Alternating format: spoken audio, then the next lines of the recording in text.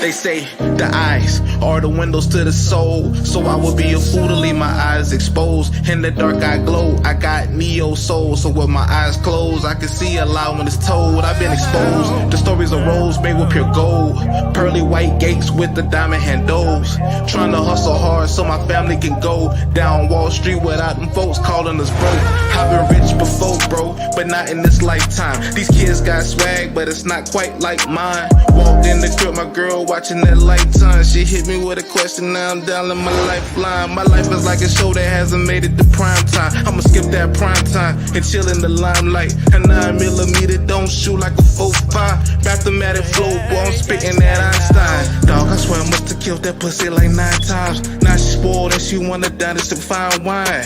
We ain't jewelry shopping, but you just picked a fine time. Peace, I gotta go, I drop you off at the bus line. I used to kick dirt, now when I travel I touchdown. Who's gonna make you eat dirt for talking about us? Nah, used to be a boy, I'm on my grown man-ish. And if your life sucks, I'm trying to get to know that bitch. If he's cool, then baby, I'm cold as shit. Matter of fact, I don't know nobody cold as this. I'm built for this itch, they trying to study my blueprints. I'm so Swayze, like I studied the blueprint. Money coming in, so we up now. When I was broke, they wouldn't touch down. Started from the bottom of the bed, man. Had to get it fat, with no vision. We was lights out, trying to find a way out. Damn. Look where I'm at now. I used to be on rocky grounds, but it's solid now. Homies I used to call friends, they ain't solid now. Situations change, I got problems now. Never worry about the haters, focus on the win. When I was down and out, they weren't focused in. Get a little bread, they all focused in. I chose to look at life through a different lens. And my lady stayed down for it all. Take flight, touchdown, we don't round trip at all. We stay, fuck up the towns and the mall. It's her day for being down for the cause. Yo, what's good, people? What's going on? It's your boy Post Up. And the boy Double O, what it do? And I know he's going to be in and out because he got some incredible things going on right now. And so he's going to be in and out the show. Salute to him. Maybe when he get on, he'll want to share the information with y'all. But if not, he just got some incredible things. But we wanted to just do a pop-up show today since we missed Saturday. Oh, that light popping. You see that light popping now? Yeah, I see it glistening. You see the skin, brother. You're gonna have to send me that. You gonna have to send me that link, man. You gonna have to send me that link. You feel me? I got you. This what 40 look like. You feel me? You know what I'm saying? This what 40 look like. You feel me? You know what I'm saying? But as y'all that black don't crack. You know the black don't crack. Exactly. As y'all come in, hit the like button, share the stream out. If you haven't subscribed to the channel, please subscribe. Definitely do so. You know what I'm saying? Support the platform. But we missed Saturday. I had a lot going on Saturday, and I had a lot going on today. And so we definitely just wanted to pop up and get y'all a show and kind of stay in a mix of what's been going on in the news. Because Mello, man, it's been a lot of stuff going on. Yeah, y'all gonna have to touch me in because you've been busy, I've been busy, bro. Yeah, man. We all been busy. Noah been busy. You know, I had a busy day today. I had my one of my oldest sisters, my mother, and my grandmother in the same vehicle today, driving them around the city, and we all Tauruses. And by time, I'm gonna tell you something. It started off good. We were smiling, laughing, family. Yeah, love you. Woo, off the bed. We need to that destination. At least two of y'all was ready at each other's neck. Well, by the time we was coming, and they was at each other's neck. My sister was arguing with my grandmother. My mother sitting there. Me and my mother sitting there looking at each other like, "What's going on?" You know what I'm saying? Then my sister get to taking it back. Y'all didn't do this for us when we grow up. Y'all no. And my granny like, huh? What? And they got the she pulled that card out. Man, she say, I'm old. She say, I'm older now, so I don't have to sugarcoat nothing. I'm gonna tell it like it is. Y'all didn't give us a voice when we was little. You jumped in with it? Yeah, no, I was just sitting there. I was about to say, boy, you a brave soul. No, I was driving, man. I was driving. I'm looking. Me and my mama looking at each other like, What's going? I look back at my mom like, what's going on? She like, but man, so it's been a crazy. It's been a crazy weekend and stuff like that. But it's always good being around family. At the end of the day, when they got out the car, my sister was like, I still love you, but I'm gonna tell it like it is. Right. What's been going on with you, brother? They always gonna hit you with that. I'm gonna tell you how it is, but I love you. I love you though. Get this work. You better be there at Sunday dinner. Yeah. Actually, I've been pushing now. I've been promoting, so it's been I've been blessed with a couple of items and things of that nature to hit my little table, and I get the pushing and moving and get the selling. So right now I'm just right now I've just been getting prepared for both brands. I don't want to get in all logistics and all that mess, but long story short, I'm working on one brand, and then I got a 420 event. Pop-up shop popping up. So pop up. I go ahead and sealed that one, so it's a wrap. So I'm waiting on orders to come through, and yeah, man, we're gonna get it jumped. We're gonna get it popping. So 420 pop-up. So you indulge in? No, I'm not saying you indulge, but in terms. Indulge yourself? Absolutely. Okay, that's all. You know, I had to put it. Absolutely. Okay, brother. You're catering to the community, brother. Hey, as I should. Hey, it's a trying time right now, brother. Don't let everybody else. That's why I say, don't let everybody else get a profit off your pain. You feel me? You might as well jump in and get some of that. So you know what I'm saying? I don't know about it, but I take recommendations from my people that do it. And then I apply pressure to get my money in. Hey, brother, let me tell you something. As long as you helping people with their pleasantries, ain't nothing wrong with that, brother. Ain't nothing wrong with it. You feel me? In this day and age, in this day and time, you know, those pleasantries are needed, man. So beneficial in many ways. You feel me? You need to take your mind away. You need to fly away. Hey, you know what I'm saying? I'm trying to tell people now, man, get out y'all 9 to 5. If you're working for somebody, get out your 9 to 5s. Start learning how to use your trades to get out here and make money for your own. Yeah, you know what? It's crazy because I just saw a survey. I think it was like 40 to 46% of college students who went to college said it wasn't worth it, and it did nothing. Oh yeah, I think I saw you post that one. Yeah, that's crazy. I did the same thing. I got I have a bachelor's degree in IT and associate in like marketing. I put it like this: I've received more money off of my hustles than me getting the degree. Yeah, that's crazy. Just to be honest with that's crazy. And I think a lot of time with that is that why the people in colleges going through their ordeal to get that degree, the people who go to trade schools get bypass that, they're getting the experience. Yeah, I should have. Shout out to my auntie mama. I should have listened. She told me to go learn HVAC instead of going to get a degree. And I was just experience. I want to be the first of my generation of my mom's kids to get a degrees, and I went and did it and got all this debt.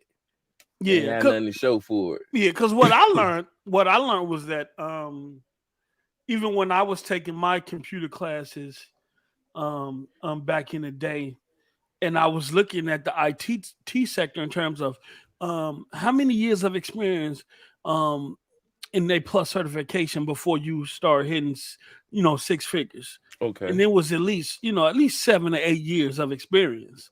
Yeah. And then when you get into Microsoft certified engineers, Cisco networking, CCNA, and all that stuff, they're looking for at least 10 years of experience before you start seeing the real perks and benefits from a financial perspective. Remote networking and everything. And all that. So you mean to tell me once I just gave you 4 years of college of my life, right? and I come out with that degree and I got to put in 10, another 10 just to get to that, to see the financial stability the fruits from it. Yeah. So that community center I was at kind of blessed me because I got chance to get certified, but experience and get that experience also. Worked for them, then went over to the Allen Planetarium in 8th department, put years there, put years at the center, then was going out west and all over the city. So that gave me the experience in years, you know what I'm saying? So yeah, we're gonna get to it, man. Shout out to the 49 people that's watching right now. Yo. Make sure y'all hit the like button as y'all come in, share the stream out, support. We finna get to the show. As I said at the beginning, Noah's going to be jumping in and out of the stream because he's taking care of some business right now. Okay, but you know what I'm saying, man, Mello, we gonna do it. Both of us got our lights popping. You know what I'm saying? Came back again. You know what I'm saying? Usually I be on stream looking all dim. Yeah, I ain't want to keep you by yourself this time. I'm like, man, I got to figure out a way to get this camera somewhat set up that he ain't by himself solo dolo. You feel me? So now the camera, the webcam, which I thought it was the webcam, it wasn't the web. It was just I had poor lighting. So now you get to see that it's that 40-year-old skin. You feel me? You know what I'm saying? You look how smooth. Well, my sister came over there and was like, you been drinking water? No, she was like, how you get your skin like that? I say, huh? She said, your skin, how you get I drink water. That's what talking about. I just drink water. So before we start this show, alkaline in your life. You feel me? Before we start this show, let's do our due diligence and pay respect to the people in the chat. Got a lot of stuff to talk about. Game Pass expanding today to 40 more countries. State of Play being announced. The Xbox showcase information dropping, how long that's going to be, what's our expectations of that. We got the Microsoft Activision updates and things like that. You got Ghostwire Tokyo that just launched. I just downloaded it too. In Game Pass, you got Joseph Staten just about to leave Microsoft. So, and more. And so we got a lot to talk about. So thank you all for showing up. We wanted to do a pop-up show today since we missed Saturday, and we don't want to go throughout another week without y'all seeing our lovely faces and hearing our, superstar voices, so rock out with us. Legendary. You feel me? You know what I'm saying? So let me go through these names and stuff in the chat, and then we're gonna get started. All right. Check this out. Yep. Make sure y'all share. Hold on before you do it. Make sure y'all share this. Share. Hit the like button too. Sharing is caring. Hit that like button. It helps with the algorithm. You know what I'm saying? Help people. Okay, if I watch that, I know somebody else want to watch it. So I'm gonna hit that like button. You feel me? I gotta get my shares out. You know what I'm saying? Shout out to King Reaper 7-4G. You know he's a G. You know he's a G. That 7-4 ain't nothing to play with, boy. I'm telling y'all don't know nothing about that name, but y'all better realize what he's telling y'all, man. Shout out to HB. Wow. Yeah, brother. You thought you had me today, brother. I got you. Shout out to HB. Bria, what's up? 6200 block. What's good? 6'2", what it do? Let me do this. Let me put y'all on the screen. So Iron Mike, one of the best bots in the land. Don't take no smoke from nobody, but always willing to give the smoke. What's good, brother? Good to see you, man. What we got here? Somebody new I ain't ever seen before. Real nonstop talent. State of Play came to save it. That's a nice way to put it. Oh, yes. We came to the rescue, brother. You know what I'm saying? Chicken Nap 210. What's up, brother? What's good? How you doing, man? Let me see. Onyx, what's good? Pony's Free. So, y'all, look, Pony Free Zone. Y'all starting already, man.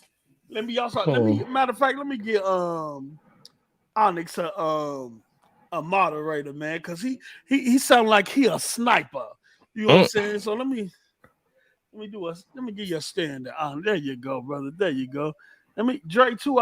Dre. Okay, I got you, Dre. And HB, man, I gotta give you two, man. HB, hold on, this was funny. I'm gonna put this one on. Yeah, who we got here? We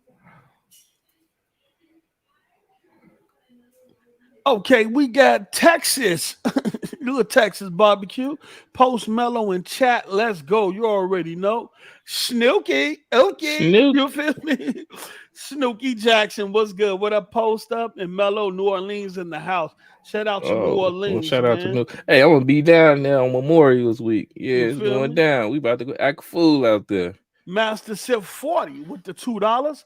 Hey, Posted Mellow, what's good, Master Sif, man? Always good to see you showing up in support. I see the like. You feel me? Hit the like button. Thanks for your support, Ozzy. Always. Sean T, what's good? What's good, Sean T? Then we also got Stinger 77. What's good?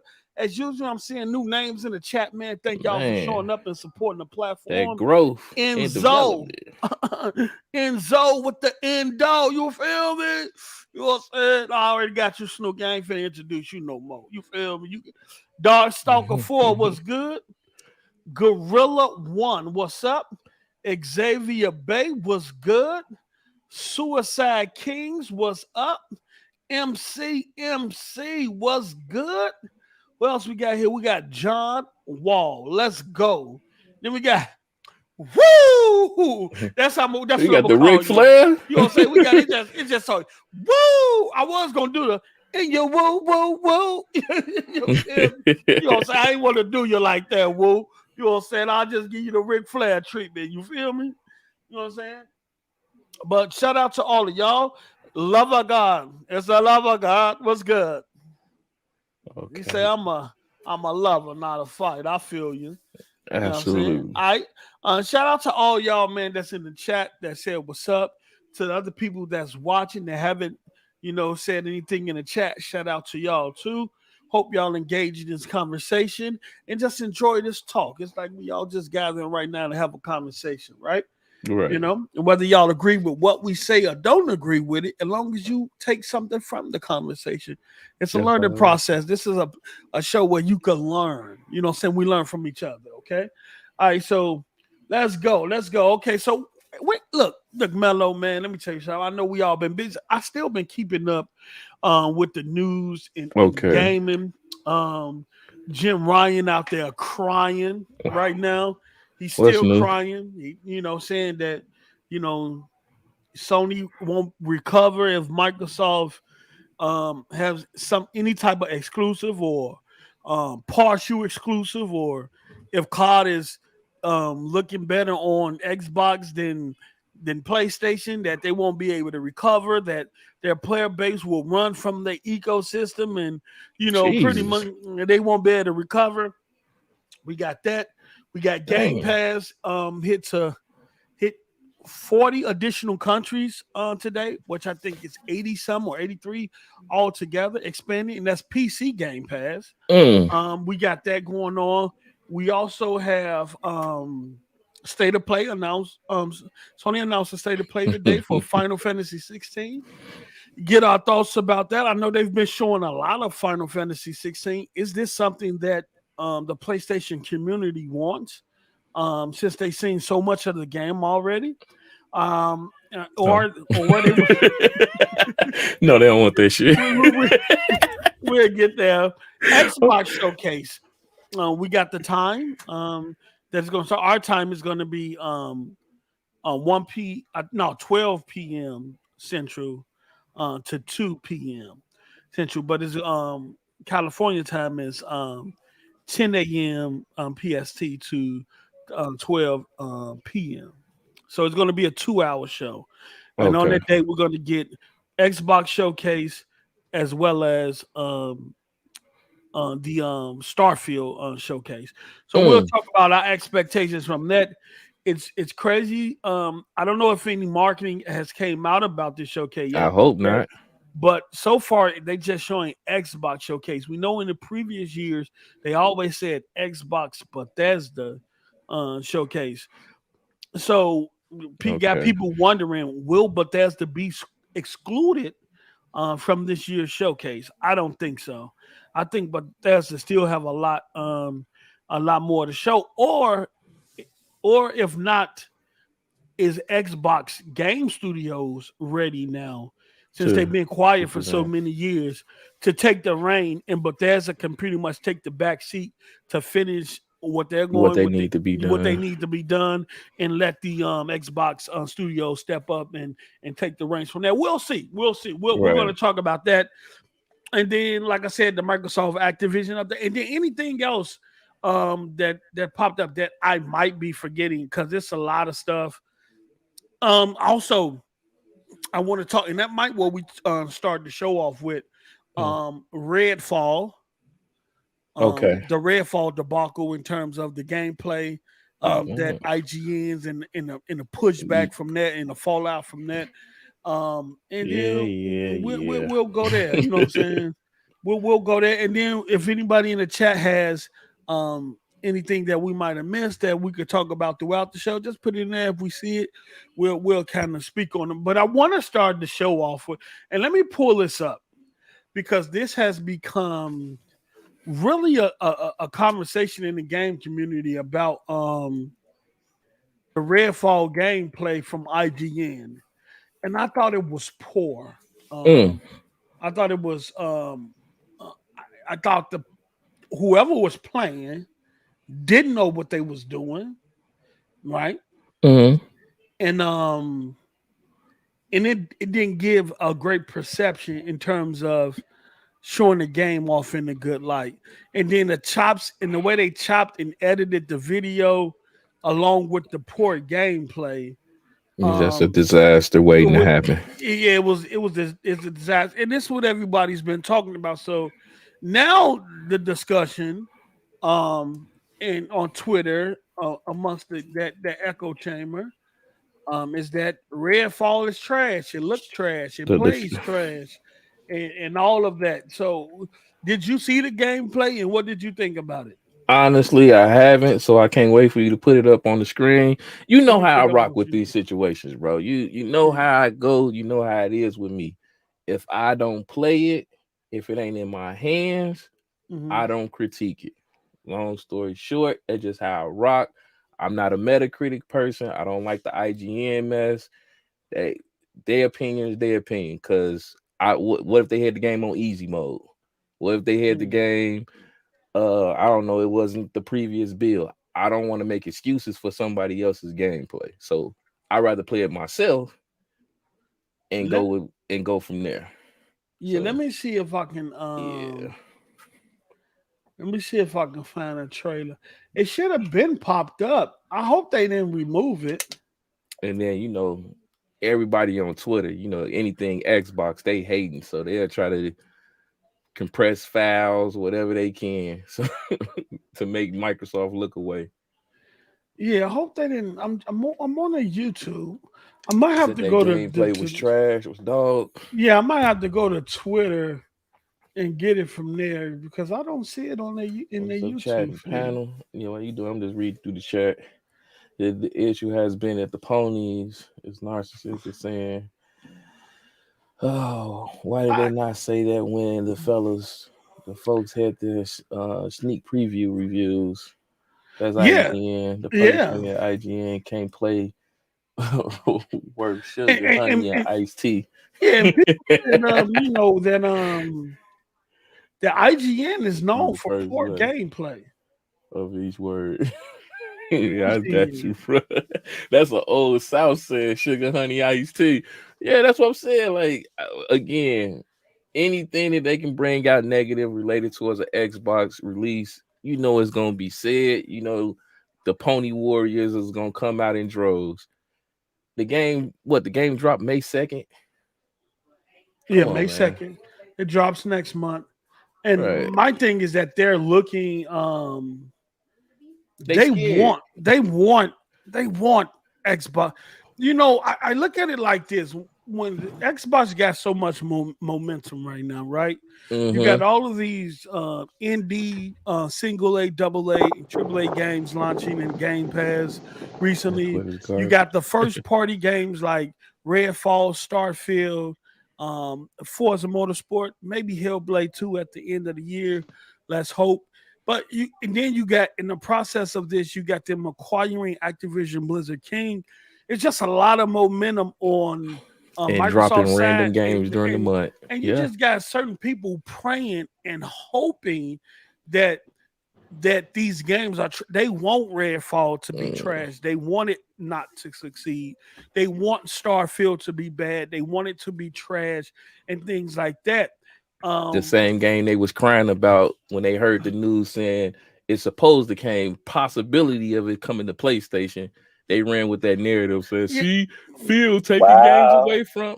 Like, stop the crying. If you didn't even like the game to begin with when it was announced, why are you crying for it now? But see, that's what I understand. They said on Twitter and they tagged Lena Khan and the CMA and all these regulators in their tweets saying, look, Microsoft took Redfall away from PlayStation. They're in field comment section every time he make a tweet saying you're taking games away from the gamers. Why are you taking games away from PlayStation? Why did you take Redfall away? Who up the band? And then on the flip side of that, you turn around and saying Redfall is trash. What is it going to be? Is Microsoft taking away a game that you wanted to play, or is the game trash, or you didn't like it in the first place? You're just mad that PlayStation no longer has access to it. These are the same people that defended Forspoken. Man, well, you feel me? These are the same people that defended Forspoken. Right? And they told us that if you haven't played Forspoken, you shouldn't speak on it. Right? These are Jay joined perfect. Look what Jay just said. Pop that up on the screen. That's the best well-spoken way to say it. Jay Rembert with the $5. Thank you, Jay. Appreciate you for the support. Dear Xbox fam, stop letting ponies run the narrative. Thank you.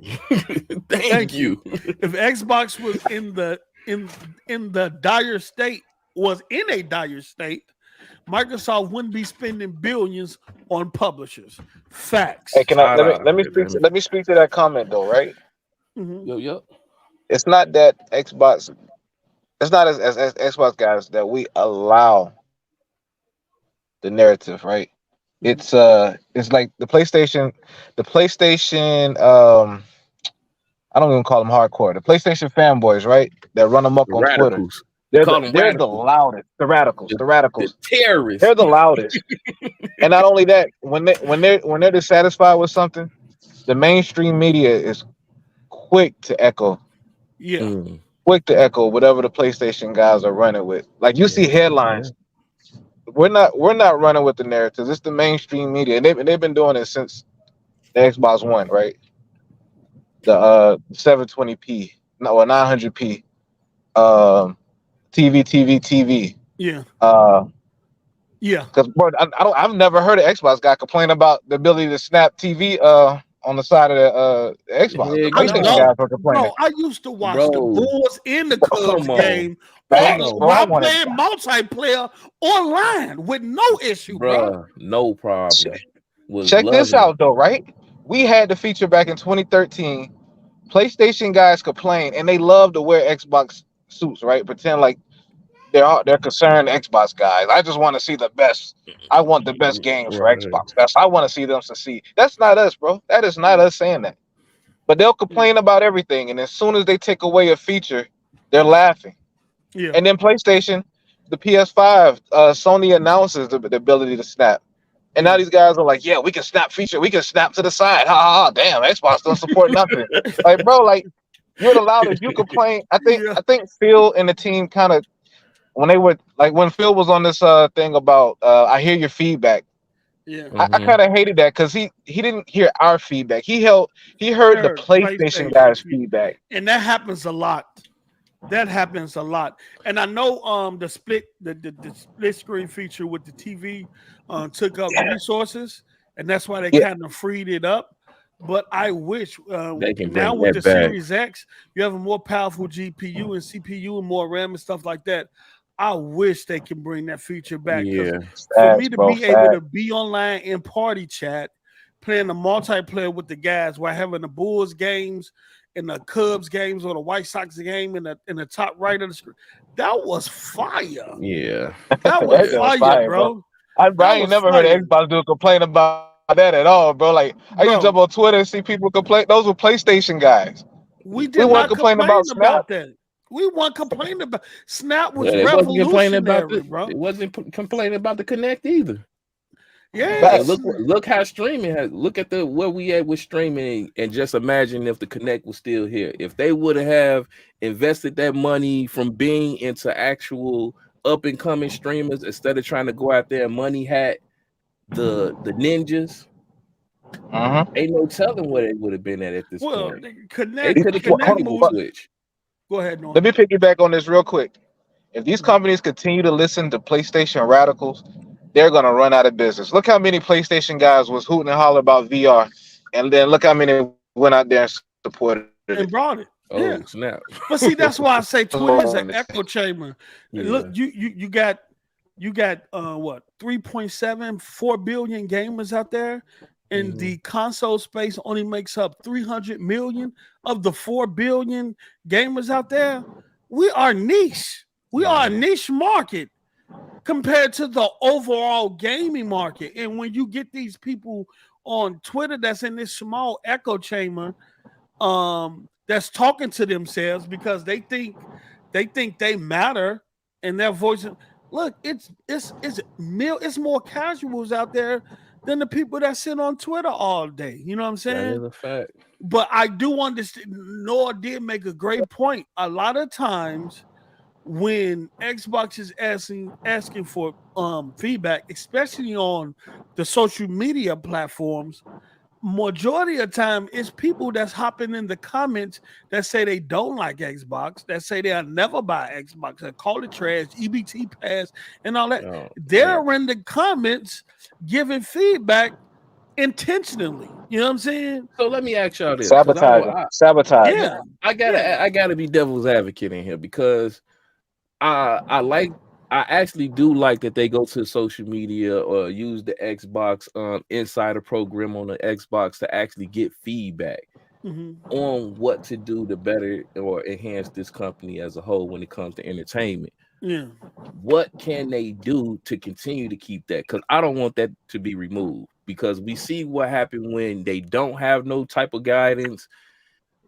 They bring out features that we don't care about, or they assume that we care about them, and then they fall to the wayside. Yeah.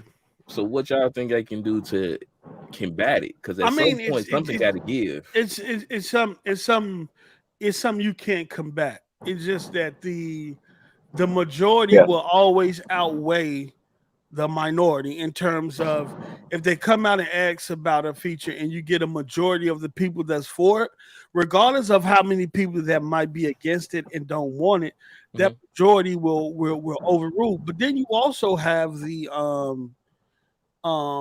side where you got the update side, where you got the update program. What is it called? Xbox the insiders. The insider program, yeah. Where they able to, from the console perspective, when the insider program, when they bring out new features and stuff like that, and allow it in the build, they ask you right when you go into the insider, they ask you about that feature. Go try this feature out, test it, do these things, then come back and tell us how you feel about it. Is this something that you would use? How often would you use it, and stuff like that? So I think that's a great way of doing it, because now you're getting direct to the players that's in the ecosystem that get access to your hardware, that's actually testing this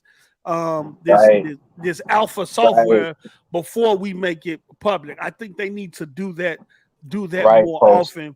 That way you get a more grounded answer from people who actually test the product, own the hardware, and test it out. When you listen to the guys on Twitter that don't own the Xbox or plan on buying the Xbox, no matter what you do, no matter how great it is, the feedback is null and void. It's irrelevant. Like we got guys on Twitter asking the Xbox to bring more Japanese-based games to Xbox. And I agree, though. That's something they should do, right? Right. But those guys aren't going to buy Xbox either way. They just announced Guilty Strive coming to Xbox, along with the other slew of Japanese games coming, right? These guys aren't finna buy Xbox either way. Yeah. Why you say that? Why you say that they're not going to buy one either way? Man, you know what I'm talking about. I'm talking about the You crazy. talking about the radicals, or you The talking crazy. about the He talking about the radicals. You feel okay, the radical radicals. the gaming terrorists. Okay, Yeah, never mind. yeah. I'm not talking about the casual gamer who just wants a great platform to play games on. It don't matter where they play. I'm I talking thought you about was these talking about the PlayStation radicals Japanese. that scream the loudest about why they're dissatisfied with a console they don't plan to buy, no matter what they do. That's what I'm talking about. Yeah. And you know what? I look at it like this with this whole Redfall situation. And as I play this gameplay on the screen, this wasn't a good representation of the game to me, right? Nah. And we don't know which build this is or anything. All we do know is that the previews that came out was highly positive. But this guy is shooting. He's missing targets. He's trying to zoom in and use a scope rifle where you're right in the house and the enemy's right in front of you. He's throwing the translocator around. Fire, brother. He's running through the field, throwing the translocator around, and not even teleporting to the place where he's throwing the translocator, which is what it's used for. Like and when I said this, I was looking at it like, what the fuck is going on? What is this person doing? There go the enemy bosses. Why he running around letting the people who he co-op with kill a boss while he just running around? Like the gameplay was, I'm not saying, and I had to clarify this on Twitter. The game doesn't look trash. The lighting, all of the environment, that shit looks great. Mm-hmm. How this person is playing is trash. So it in terms of the perception of the game, it makes it look bad. But like Mello said earlier, never allow someone else's gameplay allow that to justify whether you're going to purchase the game or not. It's in Game Pass. If you got, play it for yourself, feel the controls for yourself, play a good 20 or 30 minutes of it to see if it's something that you want to continue to play. And if after that, if after that you say it's trash, then it's like cool. It's cool. You played it. To each his own. But look at this. Like what? And then they cut. Look. Like I heard, like main bosses like them, you just can't shoot and kill. He's not even hitting the target. Abilities to take them down. Also, they already said the vampires wasn't gonna be easy to take down. They said they are not easy at all. What I do want to see, and hopefully this is in the final game. Mm-hmm. As I look at this, I want to see better AI. You know what I'm saying? I want to feel like there's pressure, like I'm being attacked. Like right now, some of the characters do look like they bullet sponges, but but man, I'm cool with the bullet sponges because it's a 4-player. It kind of remind me of Destiny a little bit. Yeah. But I would like to see like more enemies. Like what they're showing is just one enemy, like they're just fighting one boss character. And I feel like with the difficulty, do we got it on easy? Yeah, like pacifier mode. Like, and then it killed me because he runs. Look at he just throwing shit out. Like, what are you doing? Why is you doing that? Like, it left little to be desired because you really don't know what he's doing and why he's doing it. But he ran majority of the gameplay and left the people who he was co-oping with to fight the boss, and then at the end he comes with a few shots and then try to act like get the last few. You know what I'm saying? You know how you playing co-op. There's no context to the gameplay, bro. Yeah, that's really the problem. You just see 4 guys shooting at a random boss. Like, is this a mini boss? Is this the last boss of the game? Who is he? Are you playing on the hardest difficulty? Like, he looked like a main boss because they said I remember them saying you got to either stake or you got to use a special ability to take down some of the main bosses or semi-main bosses. So he didn't even have any aggro on him, and yet he's running around the house like he's like disengaged in the battle like the whole time. Like, but it's like I don't know, man. I can't judge I can't really judge the game off of this gameplay. Me either. And shout out to Master 40 with the $2. I'm going to give it a fair shot. Not my type of game, but look, at least you're going to give it a fair shot to see if it's something that will pull you in. That's all that matters. Giving it a fair shot. But I saw this video the first time I looked at it, and I'm like, what is this dude? And I'm watching the video like, who is playing this game? Whoever played, and that's why I made that tweet. I'm like, Microsoft ain't learned from years ago with you had the Doom demo. You had the dude who couldn't get through the trial with the A button on what was that? I forgot that game. What was that? Cuphead? I think that was Cuphead. Couldn't get through the Cuphead trial. Then you had the other one where they was at, I think that was PAX East, and they had somebody playing I forgot what game they was at, and it was just terrible gameplay. And people was like, y'all need to hire people who know how to play games, who can present the gameplay in a like better fashion. Yeah, like state of gaming. You feel me? You know what I'm So saying? it does. You feel me? You feel me? Oh, we'll test your game. We're going to test that baby out in and out. Say it loud. We're going to give it an oil change. We're going to tune up. We're going to give you reviews and views, baby. Come on. Bring it on over here. We're going to give you an honest opinion. But yeah, man. But this goes back to what I was saying at first. And again, I know, we clown the games. Well, they clown games that they don't play or experience. But this goes back to what this game come out in May 2nd. May 2nd, yep.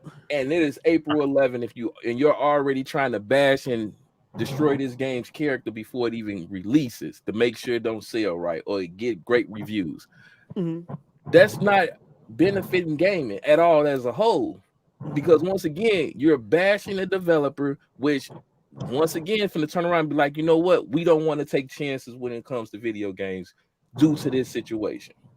This game haven't even been released to the public in their hands yet, and already are getting criticized for dumbness, for something that you don't even know is the legit game or not. And as a developer, and if you so-called supporting this community as a gamer, come on, man, that's disrespectful. Mello, let me piggyback off what you're saying, bro. That kind of goes back to the whole Microsoft and Activision thing, right? There was some anonymous developers that came out and supported Microsoft, and the main point of it all was PlayStation has created an environment, a hostile environment when it comes to small developers that aren't able to create these big cinematic AAA games, right? And it kind of starts with the PlayStation storefront. Like it's not a place where the little guys thrive or survive. Where on Xbox, you got small developers, large developers, indie developers. Everybody gets advertised on Gamepass, on the storefront. Like this is better for gaming overall. And I say that to say this. I'm piggybacking off you because a lot of those guys don't realize that they're killing the gaming industry when they're shitting on the little guys like that. Like the game does crazy though. Hold on. Let me back Noah up because I know y'all remember this. Sony charging $25,000 for PlayStation Store visibility preferred by multiple developers. Multiple sources are backing allegations that Sony charges $25,000. You feel me? To get featured on the PlayStation Store. Damn. Right. A big barrier for small developers.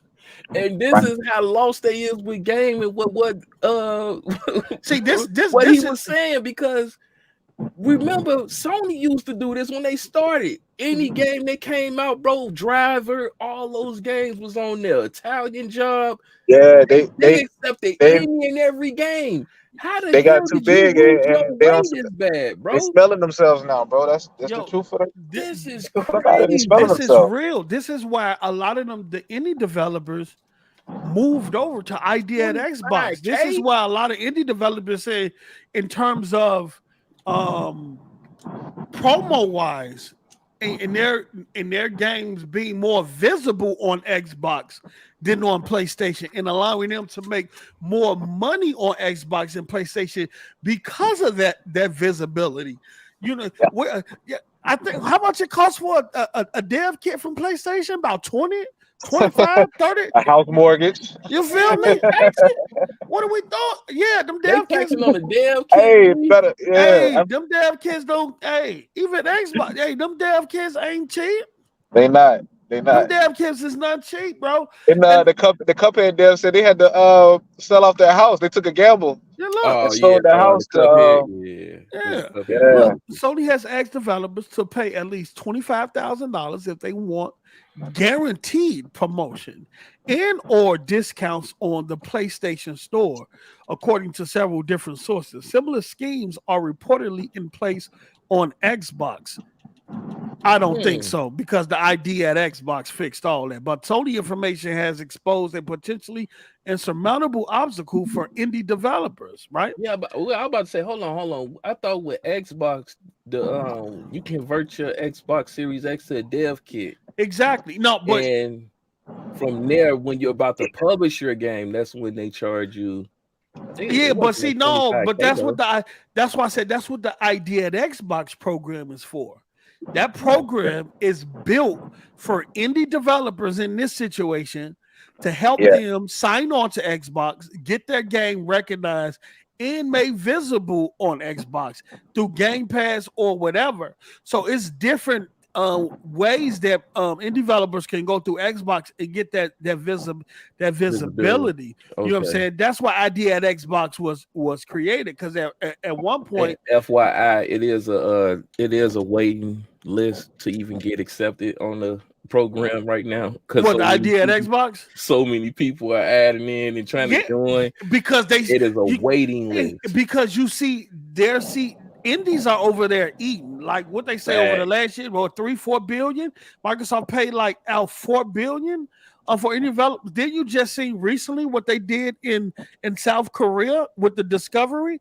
They had developers fly in all over the world for that ID at Xbox program to get their games on Xbox. The indie scene is seeing indie developers being successful on Xbox through the ID at Xbox program. So now all the indies want in. Yes, all of them want in, whether it's through that program or whether it's through Game Pass. Matter of fact, let me see if I can bring this up on screen. Yeah, because my homie was trying to develop a game. Bring it up, brother. Bring it up. And they said they on a waiting list just to get it on the consoles as we speak. Bring it up. Let me see here. Give me just a second here. Where is that at? While you doing that, make sure y'all hit that like button. Support the movement, man. Get this content so Phil and them can get the real gamers in there, man. Let me see here. It's insane. Dang. Let me show you. Let me see. And y'all, let me bring this up on screen. Let me show y'all what Microsoft low-key doing. They got people all over the world now. All over. They got their team spread out over the world now. So we're gonna do this, right? Mm-hmm. This is idea Xbox dude in he's in Singapore. Who is that? Okay, that is do it back. What? Okay, let me zoom in right here. Can I zoom in? Oh, let me do this here. Oh, I'm clicking the wrong thing. Here we go. There we go. Here we go. This is a dude that works for the idea at Xbox team. First time in Singapore, meeting some amazing Southeast Asian devs in Xbox Discovery Days with this is what's that? Chris Charlotte. He runs the idea at Xbox program, right? And the awesome local team. These are all developers. These are all different developers who flew in for this. You feel me? And they're educating them about idea at Xbox, how to get on, what they need to do, new tools, ideas and stuff like that. But they're also giving feedback to Xbox in terms of in the indies and things that they want changed and added or or fix or whatever. You know what I'm saying? So it's another guy here. He was in South Korea, if I'm not mistaken. Hold on, let me see if I can find it. Let me see if I can find it. He said, "Get past on the show. They in there beating his list." Shout out to Pastor, man. Pastor had had going through it last night, man. It was funny. No, I gotta find it. I gotta find it. But it was another what did I do with that? Okay, it was another guy, and it was my first time seeing him. He was let me see.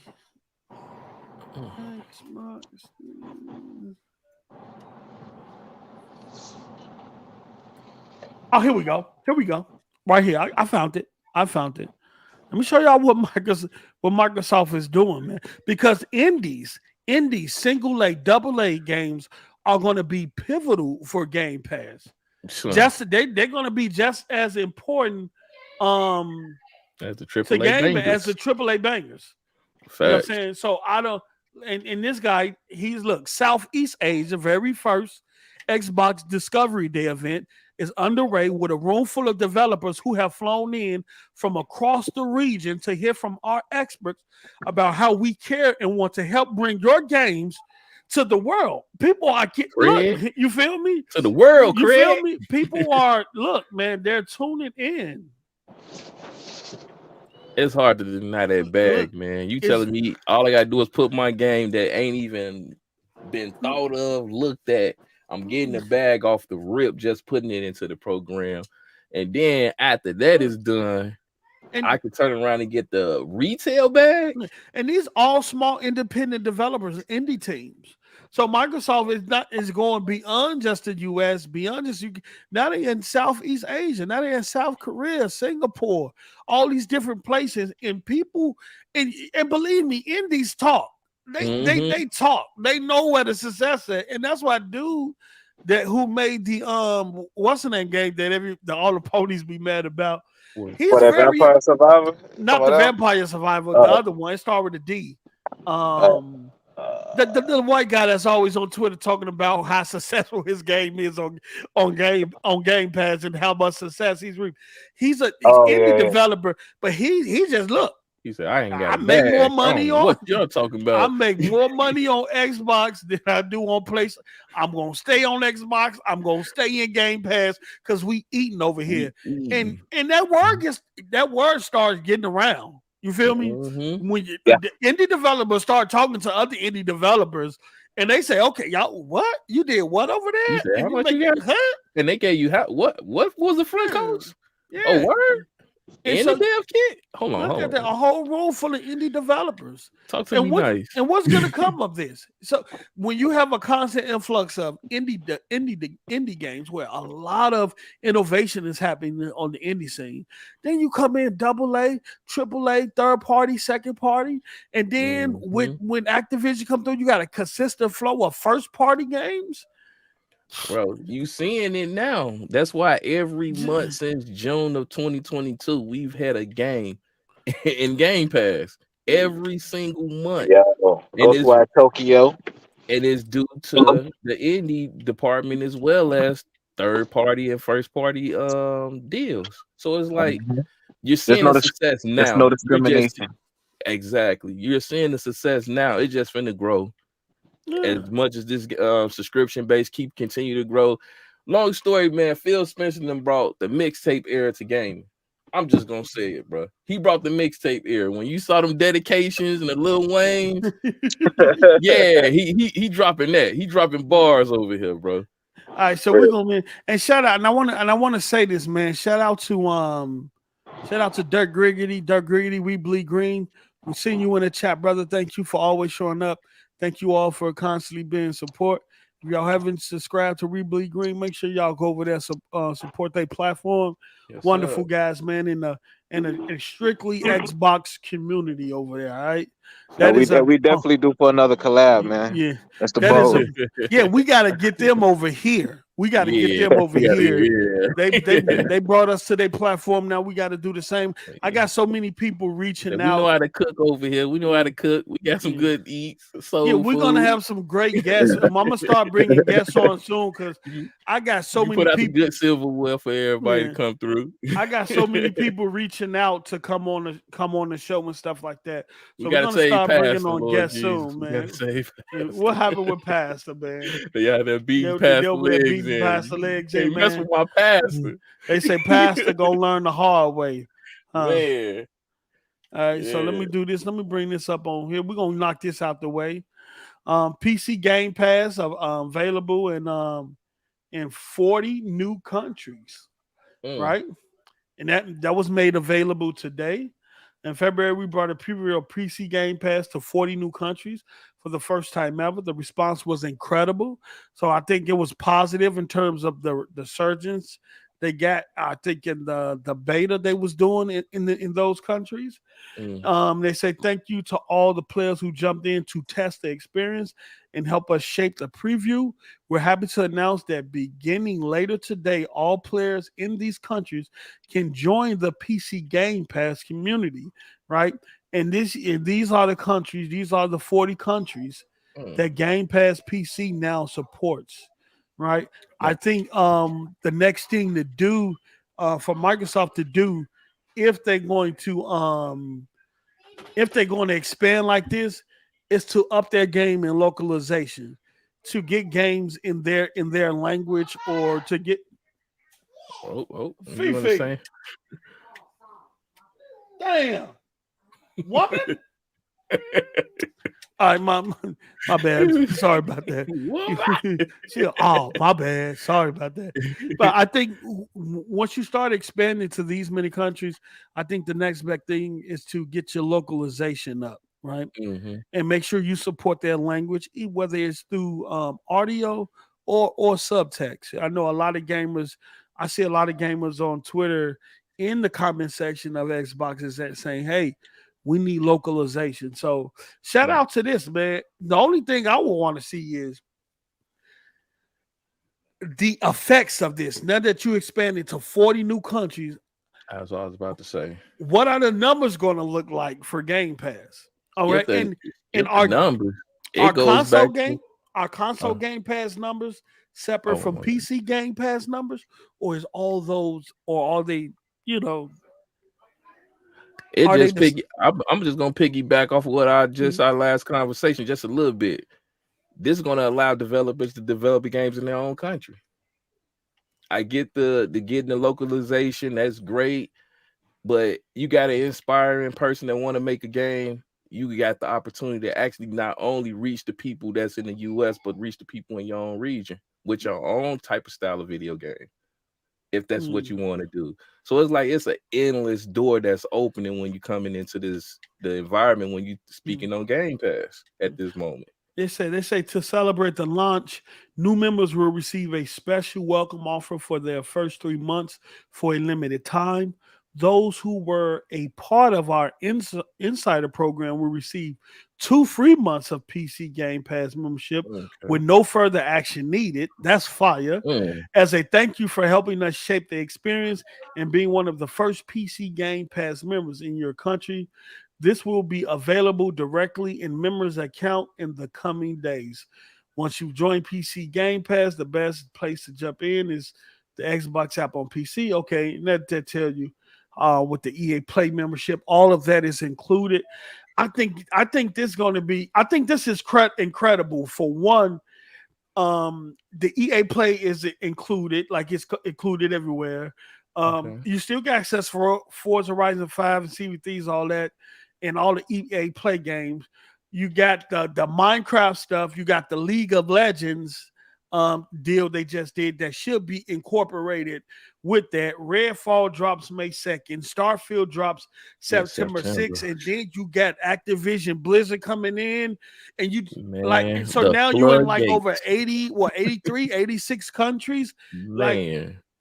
The numbers is going to be ridiculous. When the numbers are. I think the numbers they should be ridiculous. The numbers Microsoft should see a significant increase and Game Pass subscribers. Like I said, I don't know if they combine console and PC subscriptions together or if they're separate. I don't know. I think they combine them. But I really wanted to see what type of effect this is going to have on the subscriber numbers, the subscription numbers, and will we get an updated Game Pass numbers soon? We haven't got them in a while. The last number we got was 25 million. So we're looking forward. Yeah, Aaron, I do think that the Game Pass numbers are going to go up as well. Yeah. What y'all think about this? No, I know you play on PC as well, correct? Oh, no, I ain't. What about you, Mello? I'm dibbling dabbling, man. Unfortunately, I don't like PC because it's PC. And I checked out a couple games. I checked out it was via the cloud. I think it was Age of Empire. I checked out. Pretty dope. I ain't even gonna hold you. It's pretty good. For those that actually are into it, it's worth the money for having it. Like I say, when it comes to the numbers, it's definitely gonna be an increase with this. And when Starfield dropped and you just did this, 40 states? Yeah, it's them numbers from the 40 countries. I'm sorry. I see the increase coming, regardless if it's only for that game. But there's some games. You know what? And the only thing I don't see on here, which I don't think they have launched yet, is cloud. Well, the PC version of cloud, Xbox Cloud. Yeah, I think that's going to go through Azure, right? I think that's going to go through Azure because you're operating in the PC world. So I know, I know the Xbox is using Xbox Series X in the clouds. But I think when it comes to their cloud gaming for PC, I think that's go through the Azure. And I think that's what the regulators are pretty much getting at. Even though Xbox don't use Azure infrastructure, well, it uses the locations and stuff like that, but it doesn't use Azure backend. I do think when they get their cloud PC, which I think Phil recently said that's coming soon, that they're getting that together, and he did specify that the PC cloud will go through Azure. And I think that's what regulators is probably hinting at, and what Google and Nvidia was hinting at, that once Microsoft get their PC cloud infrastructure online at all their Azure facilities, they're gonna be kind of they're gonna kind of have the upper hand on the competition, given their ecosystem and acquiring Activision Blizzard as well. So we'll see how that plays out. So we're gonna move along. Let me stop sharing that. That's gonna be insane because you gotta think about the numbers, and then, bro, they think they slick, but I see it, brother. You gonna drop this when Starfield drop, bro? Yep. And the hype behind that game alone. Yo, they doing all 1 to 2 months to play. Come on, bro. Yo, they doing all of this before Redfall and Starfield drop. Right? Yeah. And right before they're about to acquire Activision Blizzard. I'm done, bro. People don't see the big picture either, bro. Like, xCloud's still in beta. If I'm not mistaken, post in their feature where if you I think you got to use Microsoft Edge, but if you search the game in Bing, you can play it straight to the cloud. Yeah. Yep. Yeah. So gaming on Xbox is pretty much going to be as simple as pull up a MacBook, Chromebook, type in the game you want to play, and boom, you're in there. Yeah. Right. And Phil also stated that the reason why the PC side is taking so long, he said it will use Azure, but he wanted to be cross-play and cross-progression, meaning that your account should go with you. Meaning that no matter where you want, whether you in Xbox Cloud or PC Cloud, your achievements, your progression, everything, all of that should follow you. So if you go from Xbox to PC and you pick it up on PC Cloud, then you're able to pick up where you left off on Xbox and everything and all that. So he said that's what he wants. He said everything should be able to follow you. Everything that you have access on your Xbox in terms of your profile, your account, your achievements, all of your game stuff, your DLC, all of that shall follow you. What from Xbox to tablet to PC, wherever you're playing, even if it's on a TV. And I think that's amazing. And I think that's one of the reasons that is going to separate Microsoft from the Sonys and the Nintendo. Because if I look at that, that's Apple-like. Oh yeah. What they're trying to do in gaming is what Apple has in terms of their hardware and their operating system and how everything just works seamless, and it follows you from iPad to iPhone to Mac. Mm-hmm. They don't see the big picture, bro. And then the fact that it's spreading it, was it 40 more countries? Yep. That's why I doing cell phone. And all this. And Mello made a good point because I didn't even realize that. I didn't even realize it. They announced these 40 new countries with PC Game Pass right before Redfall is about to launch next month. Right before their Xbox Bethesda showcase in June, and then Starfield launch in September. I think this is going to be a big year for Microsoft. I think this is going to be a big year. And then they announcing, because they pretty much going to do the same thing. Yeah. We give you a whole year of games that's going to be dropping in Game Pass. So here you go. And so the 40 new countries that came to that just came into Game Pass, that just got access to PC Game Pass. Yeah, you got Redfall dropping May 2nd. You got the Benedict joint independent game dropping the end of this month. You got Ghostwire Tokyo that just dropped also. And then we gonna welcome you because in June we're gonna tell you what to expect and why you should keep your subscription after the free 2 months or 3 month trials are over, because you're gonna get an additional look at Starfield. You're gonna get additional look at other first party games that you probably haven't seen in a while or you probably haven't heard about. And then we're gonna leave out of that and go into the launch of Starfield. Oh yeah, and then Forza Motorsport. And then you might have another AAA first party IP in November or December around the holiday season. So yeah, Microsoft on top of the game, man. I know sometimes we don't like how they go about things because they could take time with doing the things that they need to do. But I think if you look at the whole picture of what they're trying to do with their ecosystem to make it seamless, meaning when they say you're at the center and not the hardware, meaning no matter where you go, you don't even have to.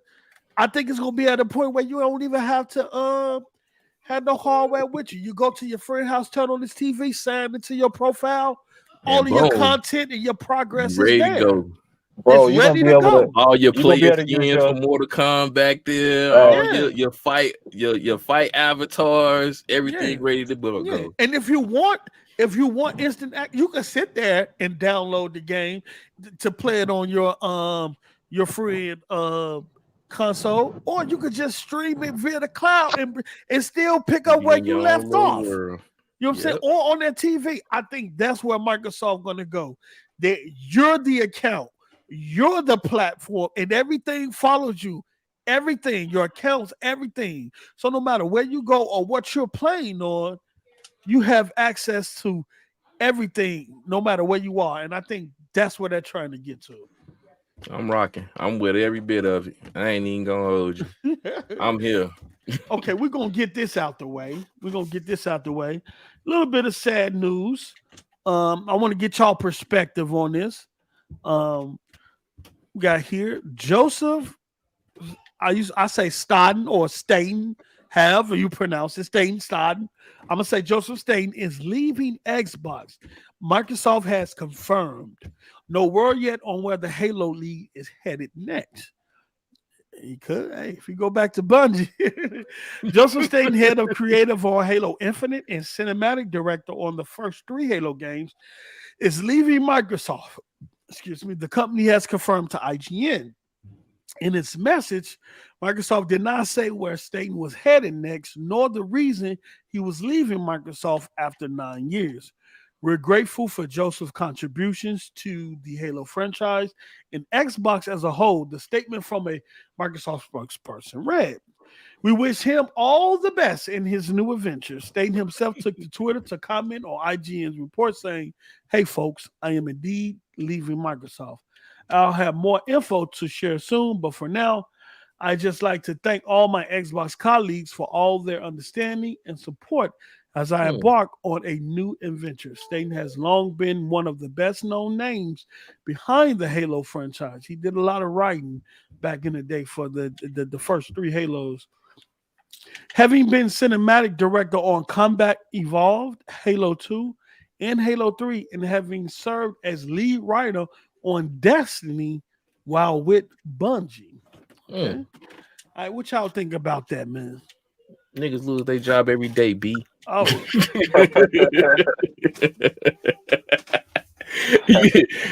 He said, you know how to write? You're a good writer? You'll be cool, B. Get back in these streets. Don't do bro like that, man. He'll be all right, B. You got a good portfolio. But you know, when you get news like this, right?